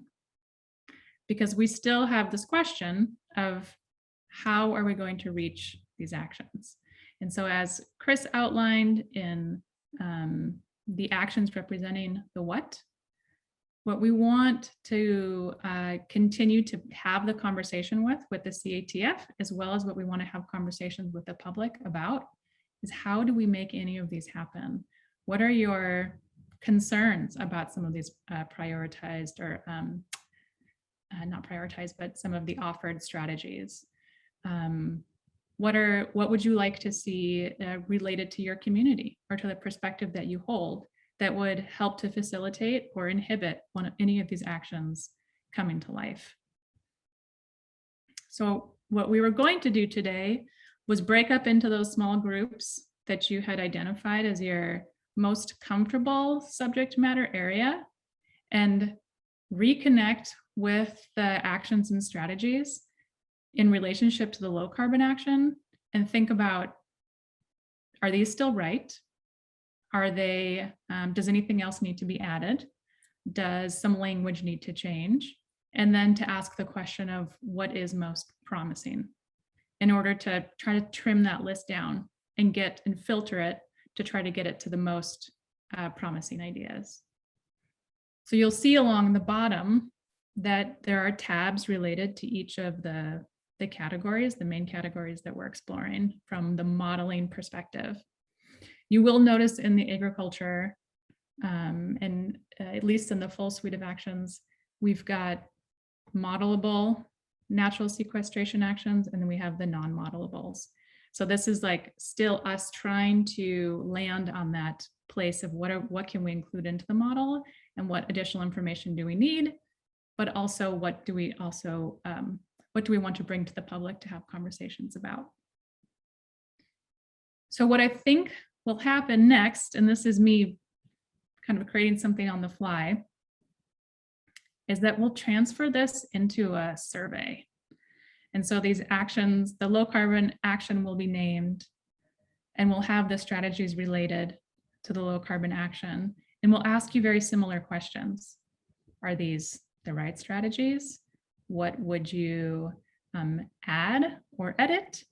And then what would you add to, what additional strategies would you offer in order to reach the low carbon actions? And we'll do it virtually. Because that's where I saw the interest, right? I think if we try to do it now, it might feel unsatisfying. Even if we spent 20 minutes trying to get through as much as we can, we still would likely have to do a virtual tool to get through the rest. Okay, seeing some nods and thumbs up. And Bill, I see you have a raised hand. Yeah, I see that David is not checked in as far as the video, but where we can, again, going to look at one of the tabs as a breakout for forestry, and particularly the information that he had sent you before we can rate all this or however the next steps are. Can you ask that maybe in another way? My brain might be tired. Okay, well, I think that the suggestion or that came up earlier this evening was that forestry was lumped into agriculture and it was always its own category. And there's, you know, again, because it's such a gigantic component of the county and the county land base and sequestration and all that stuff, that David had sent a revised kind of his version of this table, just breaking out some of the forestry issues. So I'm just wondering where that is, if you're still considering that. Or Thank you. So I think what you guys hadn't seen previous to right now were all of these strategies. And I haven't had enough time to crosswalk what David sent alongside the strategies. And I have a feeling that some of them are going to overlap. And I think David said in the comment, is he still here? But he had to turn his camera off. Ah, right. So he's here, but he's sharing the Zoom, the bandwidth in the house. David, I don't know if you can even quickly review what is in the strategies and give a sense of, does this look familiar compared to what you offered this morning? But essentially what I did was just took the information that we had presented, you know, a month or two ago, whenever that was, and incorporated it into your table, and including the information that you had provided in the table you sent out there last week. But what I also did was we really need to split ag and forestry. I mean, other than being plants growing in the dirt, that's where they depart. And so, I mean, there's a big difference, you know, and so I just want to make sure that's clear. And because you have to tackle each one individually. And so I think once we do that, and that's what I did, I disaggregated the comments accordingly, but then I also added our own comments that we've talked about within our group about some of these things to help put a perspective to some of these things. And so I think, I think for our thing, depending on how you want to go with this, I see two avenues. One is that we break into our groups as you propose, and right now it would just be Bill, Lisa, and me, and Adam, it looks like, is still here, and we can talk about this, but all we would just basically do is just say, yeah, we need to break this out like I just talked about, and then, go over the things we've already done. But so that's one option. The other one is to have this little educational thing I was talking about, where those that are interested can learn more about this, because I mean, if you're not into this, it's I think people would appreciate it a lot more and be able to lend their expertise better if they have some basic background. Okay, so the options are you guys huddle now, reconcile what you guys produced with what's here and reshape it, or we start with an educational overview and then circle back to the content. Your latter is correct. The former would be, we would just say we've already done this. I mean, the former comment you had, the first comment you had, we've already taken the information and encapsulated in the revised table. My feeling is that we do the educational review and then circle back to what's here, because I think Bill Avison offered a potential data resource today in the chat. I think there's stuff happening in real time around what's going into the model and what's going into the plan. And so I think the opportunity to learn a little bit and let this sink in and parse it out feels important to me, because I think it will help me in thinking about public engagement too. And also, everything that's in our suggestions doesn't necessarily need to be modeled. I mean, there's obvious things there that are, they're low hanging fruit that is, all you got to do is just, get somebody with some drive and public policy, smarts, and they can implement it. So, but these are things that we can talk about, in this offline meeting. Okay, that feels good to me. Jeff, you have a comment? Yeah, I can only speak for myself, but as someone who knows not a great deal about either forestry or ag, this makes a lot of sense to me. I appreciate the extra work that the group did, and I know I would be interested in getting more direct information on it. I also think that a short, whether it's a Zoom meeting or something else, particularly something that doesn't necessarily involve the entire group, would be a lot easier to set up. So I'm in favor. I would certainly participate. Great. All right, so we've resolved that tab, at least with next steps. And Ray, you asked a question about when will the survey be due? I don't know. I think we'd probably want feedback by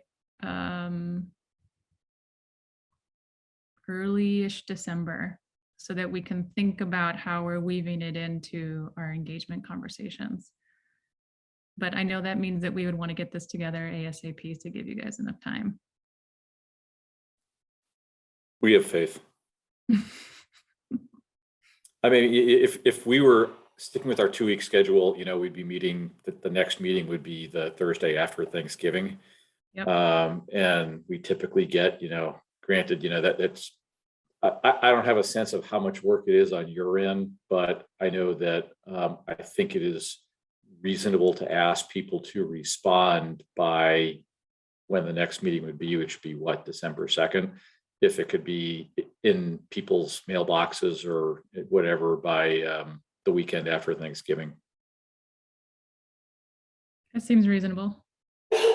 From our, Yeah, I'm just speaking for myself, but that's kind of the timeline we've been going on before in terms of when stuff comes out, how much time we have to respond. And this is a different type of response. It's more, you're looking for direct input that you're going to help frame up. So that's more work on your part, which I recognize, but it also means that we might not need as much of a window to respond as we otherwise would. yeah. One thing that was unique about the meeting structure is that you guys would be engaging with only one category. You know, you would have gone to the energy or the buildings or the transportation. And if it's of interest, you guys could be responding to categories outside of what would have been allowed in a reel in this format.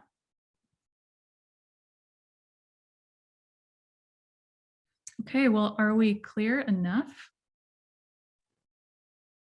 Just one other suggestion, if you want to go ahead with this, you know, little Zoom type meeting, one thing I model it after what I did recently in another group is that we could do it via Zoom. We could do a brief PowerPoint. I mean, it could be like myself, Lisa, and Bill, if he's interested. And then it could be recorded, so folks that aren't able to watch it could, you know, live, could just watch it at their convenience. And, you know, like I say, you could probably get it all done in an hour. Lisa and Bill, you guys have been nominated a couple times, but I haven't. How are you with this plan? What's the timeline again? I didn't propose one, but it could be, I mean, we could send it, I mean, whatever works with Monica's overall time frame. But what I'm suggesting is that if you're going to move on things that pertain to ag and forestry, people should really have a good grounding. Everybody should be at the same platform, right? And so what I'm suggesting is that whenever it's convenient within a time frame to work with your overall schedule, that we have this little presentation. It would be soonish, but David, Lisa, and Bill, if you guys are willing, let's talk offline about what makes sense. Okay. Okay. That's fine. Okay. Good. Well, if nothing else, I think you've demonstrated the decision to go to bi-monthly 2-hour meetings versus 1 4-hour meeting a month to be a really good decision. Isn't it wonderful how things just work out sometimes? Okay, all. Again, thank you so much for giving, 3 hours and 36 minutes of your Thursday afternoon and being willing to give up the full 4 hours. We will send out the notes from the Mentimeter so you can get a sense of where did we land on those actions and what were some of the themes of the questions and comments and any additional notes. And we'll get this survey whipped together as soon as possible, follow up with next steps. There's been a shout out for Chris. I think we can all offer him a thank you so much for leading us through that process. Oh, thank you all for the actions. Thank you all for your attention and your questions. Appreciate it. A lot of work on everybody's part. Appreciate it. Yeah. Hope we all have a nice, sustainable Turkey Day. Enjoy your pie. Bye, everybody. Bye. Thank you. Bye. I know.